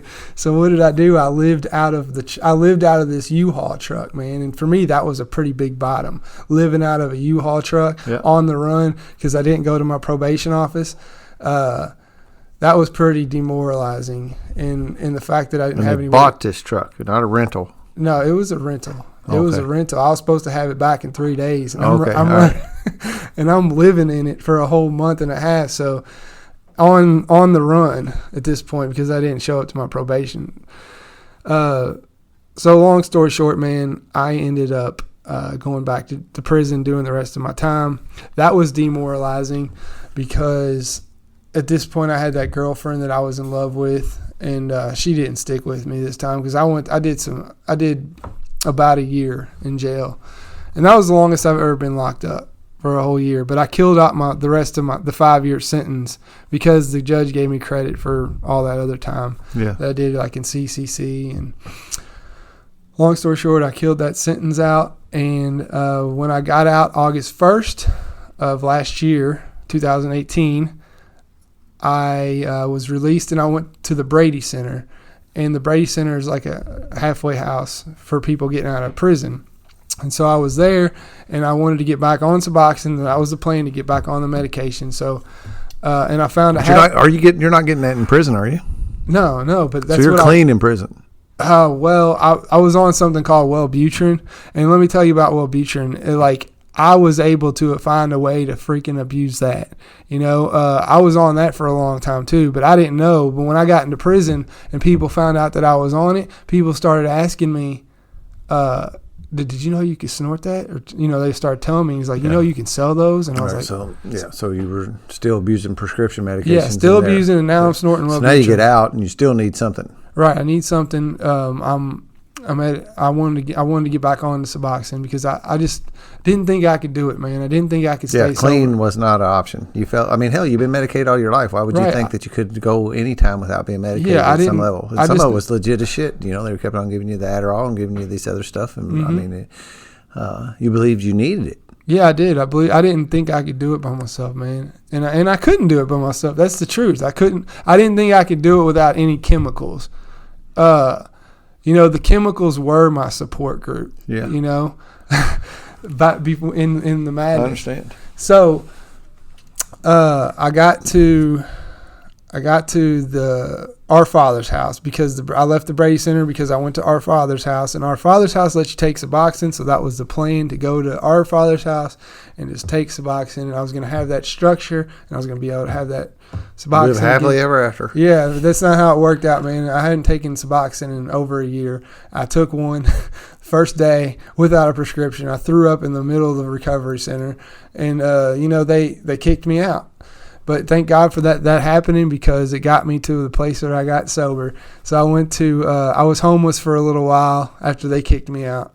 I had to go to a detox. My family was when I went to jail, my family and my brothers, they had that tough love, man. They weren't budging. They weren't letting me manipulate. They weren't doing nothing like that.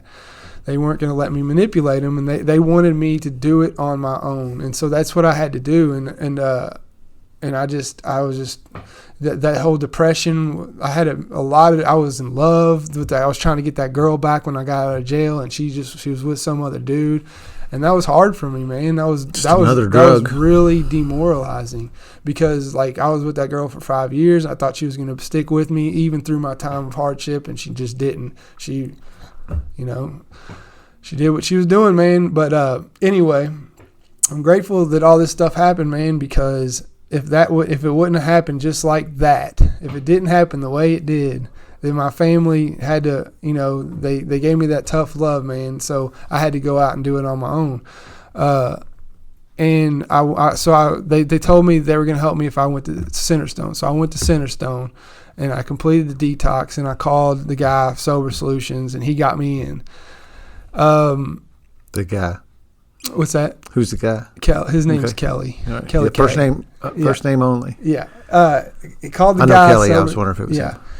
And he got me in there, and they paid my parents. They said they'd help. They paid my first 2 weeks of rent at Sober Solutions, and that's all they were giving me. From there, I had to do my own thing. When I got to Sober Solutions, man, they had a program in place, man, and a design, that had that structure that I needed. Mm-hmm. And for me, that's what it's been. That's been what's really helped me the most, is having that structure, that support group. We had to do those 7 meetings a week. For the first month we were there, sometimes 2 a day, depending on if we worked or not. We had to get a job working full time. We had to get a home group. We had to get a sponsor. And here's the key. We had to work the steps. That was the difference this time, man. And I worked the steps, and I don't know why I didn't think. I had no idea about what the steps can do. They open up a new level of awareness to myself, I'm able to realize where I messed up in the past, so in having all those support groups, man, I got a home group at Sober Solutions, and I got a home group obviously at Spiritual Underground and at Highland Peace that meets on Friday night, and I stay connected through the service work with Highland Peace, and I have a sponsor I call every day. Yeah, so let's back up a little bit on Yeah. that. So when you got in there, you started doing these meetings at least one meeting a day, or was it? I mean, so let me just, and I'm just going to clarify some things. Could you go to 3 one day and 4 the next, and that'd be your 7 a week? You had to go to 1 every single day if you worked. Even if you worked, you had to go to 1. If you didn't work that day, you had to go to 2. All right. So when did you start? Because they offer some employment opportunities there, right? Yes. Is that what you took them up on first? Because that's not what you're doing today, right? You got a different job today than what? No, I still have the same job. That I you did had the when job that they helped you out. Yeah. Getting from their opportunities. No, I didn't get it through Sober Solution. I found this job on my own. Okay. But So you didn't work Sober through Solutions. All right. So you didn't work through any of their. They have some opportunities for guys, right? They have a few different, like Bone Dry. There's a couple places. Some people they're in cahoots with that they help get you a job, but you didn't do that. You found your own job. Yeah, I found a job. All right, so then you're working. How long do you think it took you to do that? Did it take you to get a job? Well, actually, the first month I was there, I did do something that Jake, because Kelly's one of the guys that runs it, and another guy's name is Jake, and Jake got me lined up with something that was like a door-to-door thing where we were trying to get people to vote. And the first month I was at Sober Solutions, that's what I did. It was like called the Bluegrass Project. Okay, yeah, got it. Yeah. So I did that. I won't drag too many names of places. I'm sorry about that. Yeah, it's not a big deal. So I did that for a little bit. A lot of people don't know the names. That's why, Right. it doesn't. So you did that for a little bit, and then you got a job pretty quickly on? Yeah, after I did that, the election, I did get a job where I work now, and I still work there, and it's a good job. So then when did you pick up? How long did it take you to pick up a sponsor? Probably Nate is your sponsor, right? Yeah, my sponsor's name is Nate. Did he come through Sobers? Yeah, he went to Sobers. He went through. Is that how you met him? Mm-hmm. Was there? He came and spoke at one of the meetings at Sobers. So he was I know it ain't the right real term, but he's I think alumni is actually a real term. I was going to say graduate. That's what I was going to say, and that's what I was saying is not the right term. You don't really ever graduate. People jump your shit real quick if you say graduate. But so he was an alumni there, and he was coming back to serve his service at there by speaking, and that's how you met him, and you asked him to be your sponsor. I did. He's a good. It's worked out. Me and him got a really good connection. It was early on. Yeah, right. It was really early on. He showed up. Every Monday we had the house meeting. We have to say our sponsor is. So you got to find a sponsor within your first week for that next time you come. Or they're gonna be everybody's gonna be grilling you like, man, you ain't got a sponsor yet. Yeah. So I had to get a sponsor pretty quick. So he come in. Did you hear him and literally relate with him, or was it more of a desperation move of like, God damn, I got to have a sponsor? So that dude sounds like he'll do for now. Man, I like the fact that he is. I like horses, and I like Churchill Downs, and he's a jockey. Like that, when he said he was a jockey, man, like that was just an attraction. That was a good reason for me to ask him. So that's some higher power stuff there. Then that's kind of what I'm getting at. Is that one of the things is I don't know if you've ever listened to me talk, but I talk about the miracles that happened in my life, and that's something that I try to get to, and that's what I'm kind of drilling you for and mining for here is some of these things that because like very few miracles happen in our life when we're swirling around a Suboxone methamphetamine opiate den. I know. But then later on, as things we start taking the steps necessary. When we actually, my experience is when I watch a guy start taking the right steps, and they're not even have to be like even in the ballpark yet, right? You can be really early on like that. Isn't it like a fog coming into the Sober Solutions, and like you don't really know what the hell's going on, and people are, you're like they're saying you got to get a sponsor, and you're like, okay, I'll do it, and everything just seems to really be foggy. Yes. And things happen. So when you start you start bending your course towards the right directions, things start falling in place. It's been my experience and what I've noticed. So like all of a sudden, you do this, and then comes this guy who has some common interest with you that that rings your bell, and you go, hey, that dude, I like what he's doing. And and I don't look at those things as accidents at any level. Those things that's the universe conspiring to do what you need done. That's that universal entitlement that when we're working and doing the right steps, the universe will provide what I need and put a guy in your life like that. Yeah, out of the blue. It's funny that you said that because when I said this earlier, it had to have happened the way it happened for me to get sober, or I wouldn't have gotten sober. Like when I got to Sober Solutions, man, there was attitude about recovery that I was able to get in with. My attitude about recovery was able to change. I was able to look at things like, okay, I can do this because I can have fun, because I could see they were having fun, and so that made that when my attitude about recovery changed was when I was able to. Charlie says a similar story. Yeah, when my attitude changed, man, then we started seeing these people who were not a glum lot, who were having a blast in recovery. It's like, hold on, that's something I can get with right there. And I'm like, my attitude's so good about recovery that like I wish I could have it when I have bad days at work, like. When I don't want to do things that they're having us do, like I wish I could have that same attitude about recovery. I know I can, but it's a little bit harder at work sometimes. Yeah, but when I love going to meetings, I love recovery, I love working the steps. I don't have any sponsees right now, but maybe one day that'll happen. Pray for sponsees. Absolutely. But I give him a bottle of water and he's crinkling it. It's for drinking. And he's crinkling the bottle right below the microphone. I don't know if it's showing up, but I can hear it. So, sponsees will come. One of the things is pray for them. Absolutely. Ask the universe, ask your God, your higher power, whatever you call it, to send you juicy sponsees, and maybe just limit it. First, send me one juicy sponsee. That's what I was told to pray for in the beginning. One juicy sponsee. Just one. Because you gotta be careful. You pray for sponsees, you might have 6 knock on the door, and I ain't ready for that. Yeah.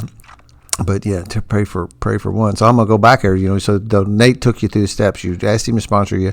Was he pretty aggressive? Or did he say, okay, here's what we're gonna do, brother? Well, he tested my willingness at first. He wanted, because like a lot of people try to BS their way, and everybody tries to BS their way. You have to have a sponsor. So are you just gonna have a sponsor just to say you have a sponsor, or are you really gonna call him? I have ground rules that you're gonna agree to. If I'm gonna sponsor you, I've got some rules, and these are things you got to agree to doing this. Yeah, I had to call Nate.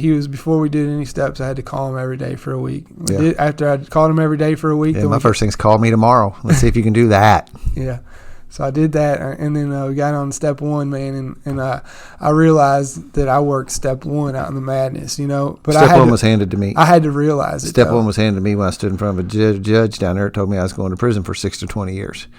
And I got that gift of desperation, of how fucked I was. Desperation absolutely is a gift, man. Yeah, so I've heard that too, and so we relate. I can relate to you on like that step 1 thing. It's like, once I, part of it was admitting it, right? That's part of step 1 was actually admitting and accepting that was there instead of the dodging we've been doing. Like if I could just, I can't not live without medication.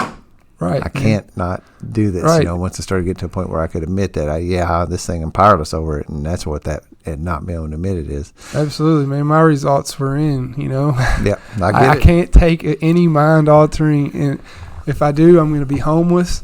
I'm going to push away. I'm assuming I keep interrupting you. Go ahead. No, go ahead. I'm assuming they probably diagnosed you. They probably started giving you the Adderall because of some ADHD or ADD, right? And my freshman year of high school? Yeah, when you first started getting Adderall. Because that seemed like it was a constant companion from the time you were early in high school to lately. Yeah, it was, man. Yeah, was. So is that what they were giving it to you for? Mm-hmm. Right. ADHD. Do you still feel like you struggle with that? No. You're not taking any medication anymore? I'm not. I don't feel like I struggle. I mean, I have a hard time concentrating reading a book that I'm not, but I guess I do. So I do have it still. Like I have a hard time sitting down and reading like a book. But like I don't have a hard time like putting on headphones and listening to it that way. Mm-hmm. And you're going back to school? Yeah, I go to school and I got A's in all my classes right now. Without any Adderall? Without any Adderall. Without nothing. I mean, I got Red Bull now. Yeah, that's another miracle in it. So you work, because I'm trying to get back to this. So because you lived at the recovery place for how long? Sobers? Sobers, I lived there for 7.5 months. Okay. And so did you get through the steps in that period of time? I got to step 11 and then I moved out. And then step 12, I did it within a few weeks after I left there. Okay. And I know that there's a real valid point can be made to that you're never really done. So I use that term loosely. Like, I still won't say that, I did an amend just the other day that was undone for a bunch of years, but the guy didn't want to see me, and he told me that, so I considered him incomplete, and because he didn't want to see me, and I was willing to do it. And then the qualification is not that I execute the amend. The qualifier is if I'm willing to do it, right?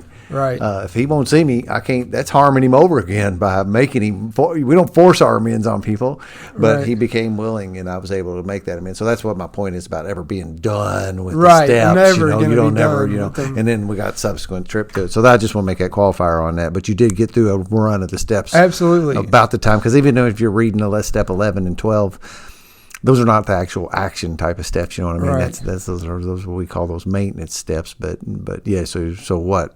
Sometime in the first 8 months or some type of 8-9 months, you were through the steps with your sponsor. Yes, absolutely. And you probably dicked around for a month in the front end, or no?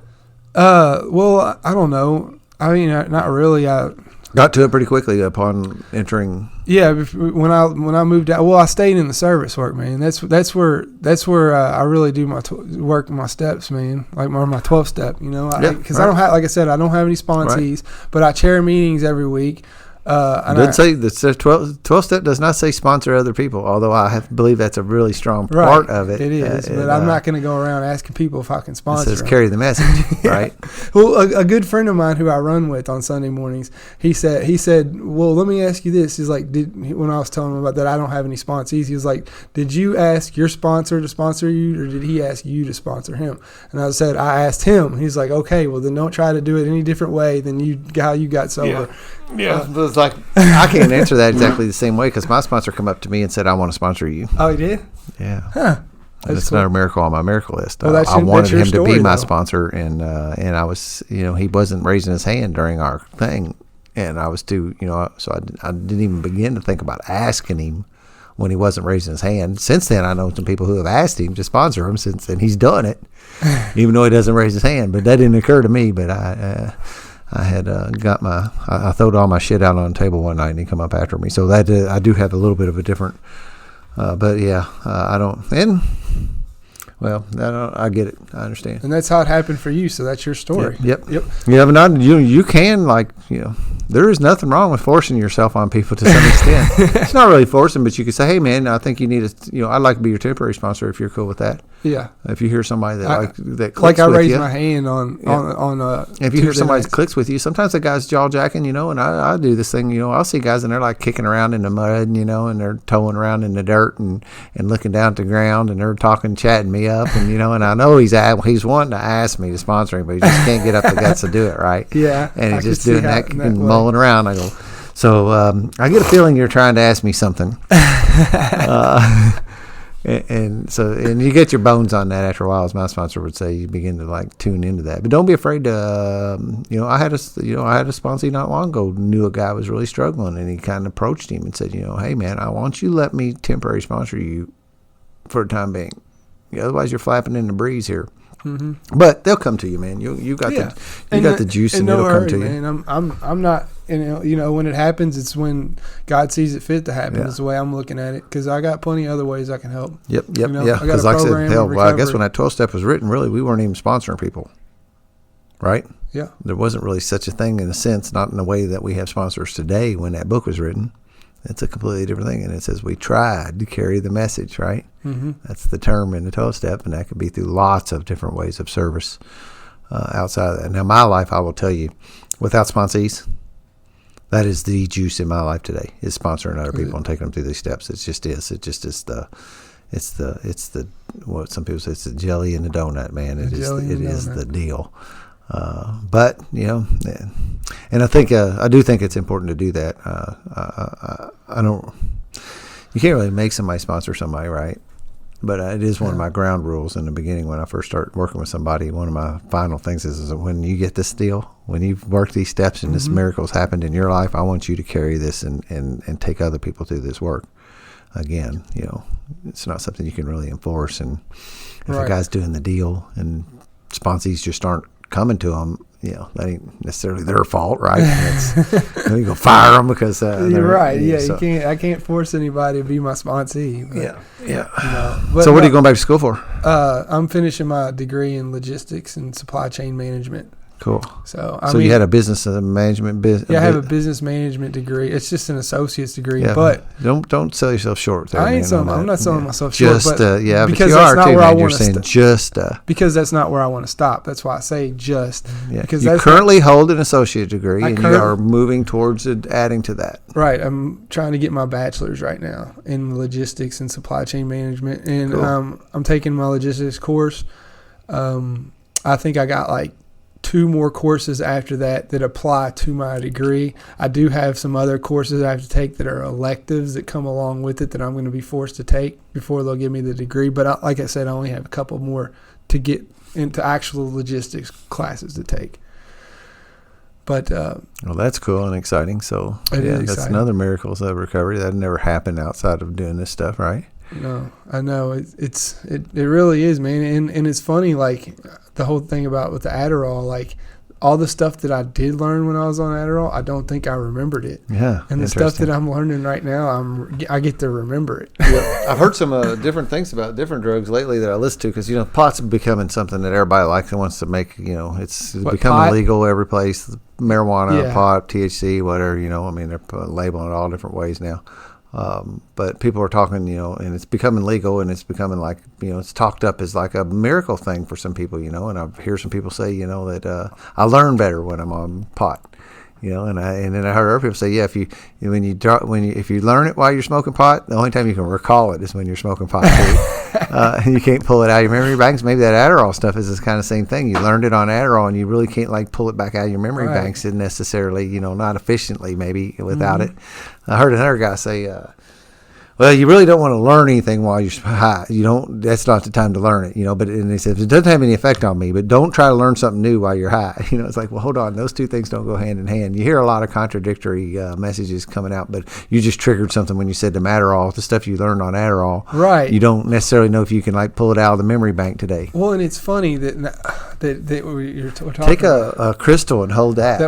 It's funny that you were talking about this because it's amazing how like, how God or whoever is orchestrating all this thing. God, man.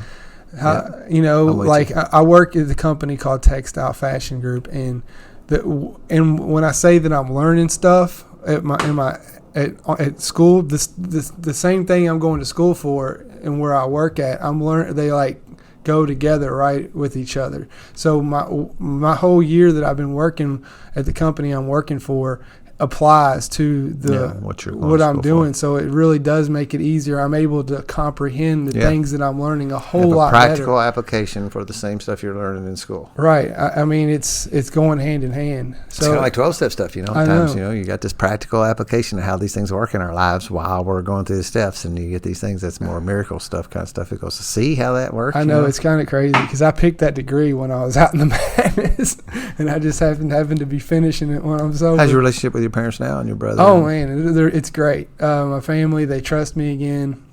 They travel a lot. They're all they stay really busy, but my relationship with them is really good. Cool. They like having me around.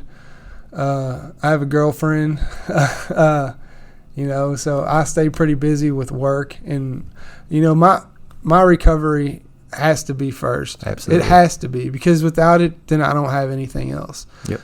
And that's really important, and that's something I think that they all understand, and so they don't ask a lot of me, but when there is times like when we have our family functions, I'm always there. Anything I say I commit to, I try to always do hold it. my commitments today. And, yes, absolutely. Yeah, and I'm fortunate in the same regard, is that my family puts up with my busyness in recovery, and most of what I do today is wrapped up around something that is at least on the periphery recovery-wise. Like going to church this morning was not necessarily directly related to my recovery necessarily, but it was on the periphery because I was supporting a sponsee that was there speaking at the service, so I get those, and that's cool, because otherwise your family, if they're making it tough on you to do this, time-wise, and girlfriends and relationships can really do that too, and hell, jobs, I mean, that's it. finances and romances is the two biggest things that are detriments to our recovery. Mm-hmm. It's what we're doing to make money. It takes us out of our recovery. Got to work overtime. You almost missed today because of that. And we would have rescheduled. And our romances are what we're doing when we're looking for our intimate, when I say intimate, I mean those type of close relationships, not intimate like on the sex scale, but it's intimate on those close, tight relationships that we're trying to build with people, another human being. Those things pull us out of our recovery also, or pull us away from it. So don't let neither one of those things. Keep an eye on that. Hopefully your sponsor helps you keep an eye on those two things too. Yeah, absolutely. Did you talk to your sponsor about coming here? I did. Good. I told him yesterday or Friday. I can't remember which one.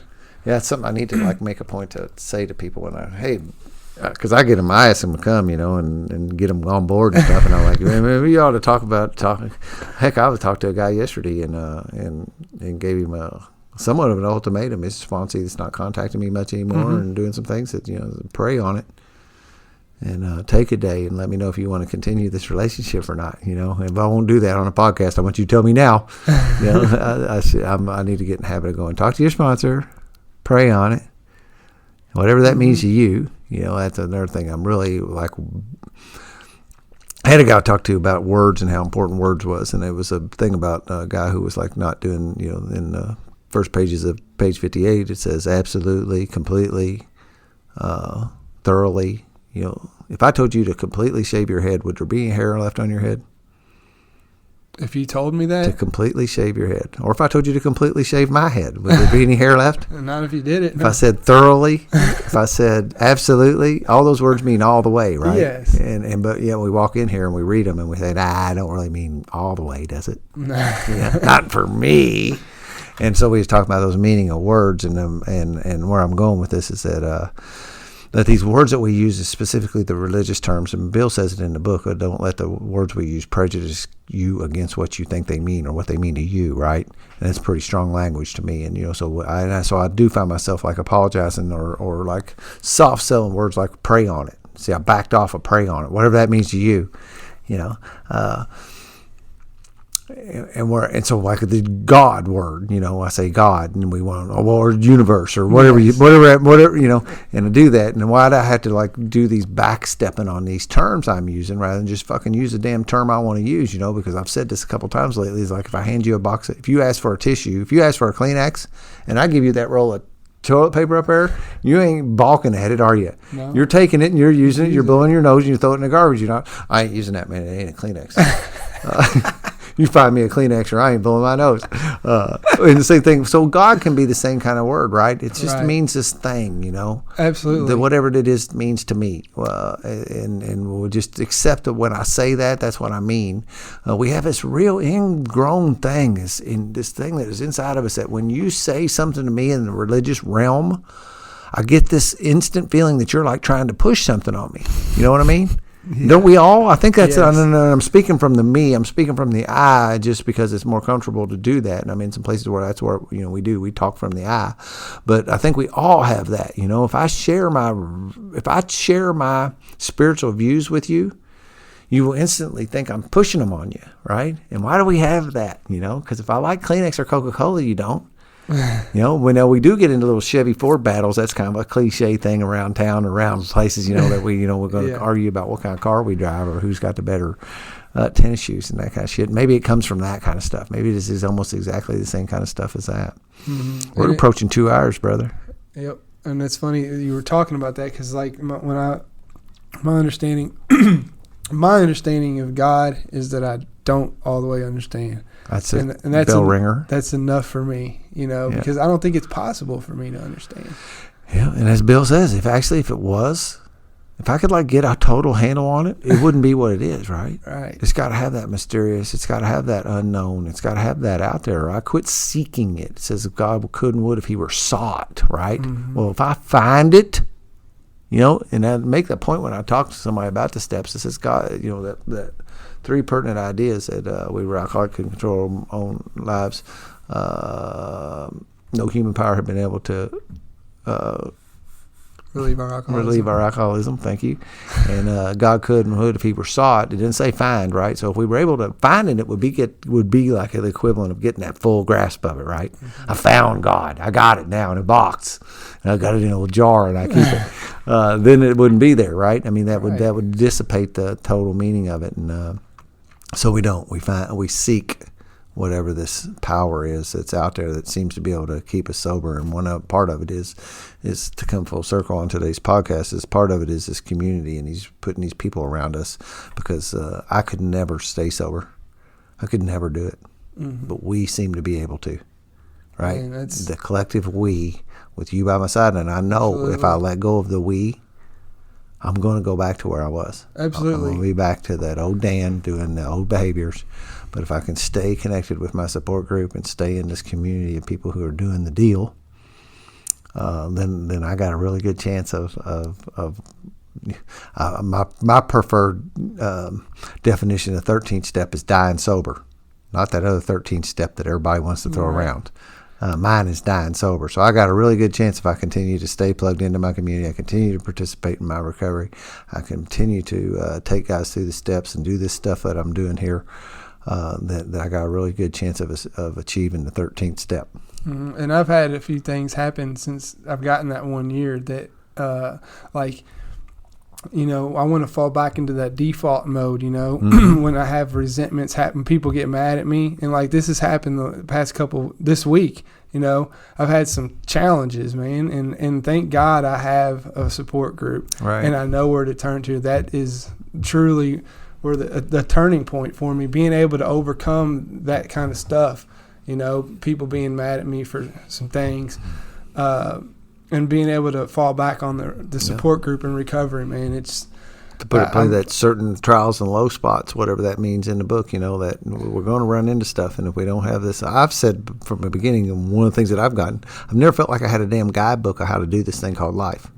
I thought you all had the book that told you how to do it, and I somehow or another didn't get issued the book.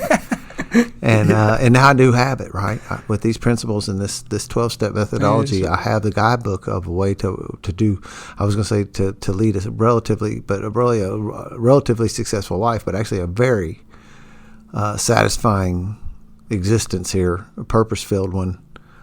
Because now I have these 12 steps to rely on and deal with these things, just like what you talked about. Mm-hmm. When life throws me a curveball, whatever it is, I got a way to course correct. I got a way to lift it change up, my angle of approach. I got a way to navigate these waters that life has for me, because it's going to be, those are going to come, life on life terms. They're just going to happen. It's when my default state is to be depressed and to sleep it away, but today I don't have to do that. Today I show up and do things for recovery, Yep, suit up and show up. Absolutely. Yeah, like today. Well, man, you have any concluding thoughts you want to throw out there before we end this thing? Oh, man. Because I do need to keep it about under the 2 hour mark. We're 1 hour and 56 minutes right now. Heck yeah, man. I'm grateful you had me come out here today. It's, doing things like this is a spiritual experience in itself, because this is something that I would have never done out in the madness. Even sober before, I wouldn't have done this. And if it wasn't for working the steps and having real connections and having, a group of people like guys from Spiritual Underground and to keep me connected and that accountability that I need, man, it keeps me showing up, and I'm just grateful for it. Yeah, man. Have you ever heard the term collateral damage? Yes, I've heard that term. Well, you should say collateral benefit. It's unintended benefit out of things. And one of the unintended benefits out of doing this little podcast thing is I get to know people better. Mm-hmm. So when you sit here and you sit across the table from me and tell me your story, I get to soak up and get to know you better, and appreciate you allowing me to do that today, to get to know you better. The little plug in the 12-step speaker podium the other night was 40 minutes or something, and it's an abbreviated version, and you kind of got to dance around what you can say and what you can't say, and we're not limited by that stuff in here. We're not limited by time, and we're not limited by language, and we're not limited by substances that we used. We get to tell the true story, and so thank you for doing that here today, man. Thank you for having me. I appreciate you doing it, and we'll close this one up in the same manner we always do. Go to dtmww.net for my woodworking and handyman services in here in the Louisville metro area. Darren Frank's music's wrapped around this podcast. You'll hear some nicotine quitting stuff. We got a new nicotine quitting brother. One of our brothers says today is his day 4. And quitting nicotine is no joke, and that's why I have it as a part of this podcast too. So I've started putting these PQAs, public quit announcements, mixed in around these podcasts too, that give some tips on maybe what you can do to help. The Colonel says, add that to your recovery regimen. 12-Step Spiritual Recovery, the Great Compendium, the Optimus Prime, the magnum opus version of the 12 steps. You can do these from your closet. It's best to have somebody with you, but this is exactly how to do the steps. 90 years of tribal knowledge in a way that optimizes how to do the 12 steps and give you this freedom that we speak about around these microphones. And you don't have to be an addict or alcoholic either. Your spirit has been stepped on, and you've been subject to the world and its forces in some way or another, I can promise you. And this allows you to unpack that and get free from it, unblock you from the spirit of the sunlight of the spirit. If you're not having a blast in your recovery, it's your own damn fault. Thank you all for allowing me to participate in my recovery in this manner today. Peace out.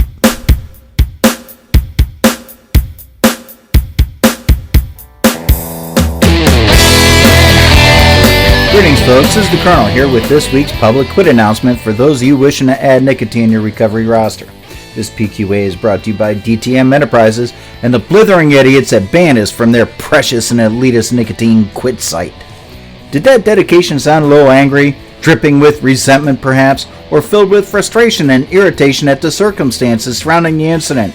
Sure it does, but that is not the topic of this PQA. It's about the emotions that we all experience to varying degrees throughout that first 100 plus days of quit. In the quitting circles, it's been given a name, and a very fitting one too. It's called the rage. No, it's not quite as bad as the infection in the 28 Days Later movie franchise, but for some of us, it can be quite overpowering and all-consuming. This dependency is so deeply rooted that you feel lost without the substance and quite frustrated by the task of retraining your mind and body, resulting in irritability and raw anger. Considering how bad I had it, I think rage was the best definition possible. This is why it's best to find a support group where you can vent those emotions to folks that will understand them, be it in face-to-face meetings, online forums, texting chains, or group meet chats. Bottom line is that you need to avoid the easy targets like friends, family, or coworkers. They simply do not understand nor deserve to be the brunt of what you have pent up inside of you. They aren't the addicts, and they weren't responsible for your disgusting habit. So direct that shit on to people like me. We can take it, hell, we understand it, and best of all, we'll help you get through it. Even better still, the rage is temporary and will pass as you become more accustomed to the new you, the you that is no longer dependent on nicotine to get through the day. Well, my friends, this has been your PQA for the week. Take it from Dan and I, it all gets better, and you only need to worry about staying quit today, one day at a time. Put it on and carry on, my friends. Colonel No Cope out.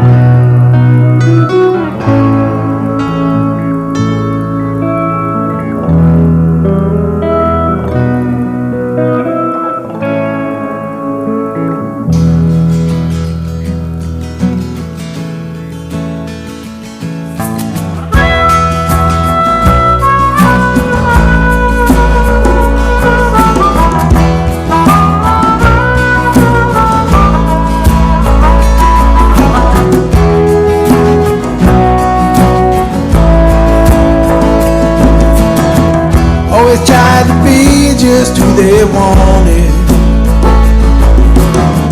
Always tried to do everything they said. Only did the things they would approve of. Locked away all your dreams inside your head. Year after year you try to be a good girl. They never failed to point out when you were bad. stuck to the program like a robot. Became a trophy for mom and dad. But inside you want more. Everything you've been waiting for. Looking for that open door. So every day in your head, and your heart just keeps saying, let go and fly. Let go and fly. Spread your wings to the sky. Let go and fly.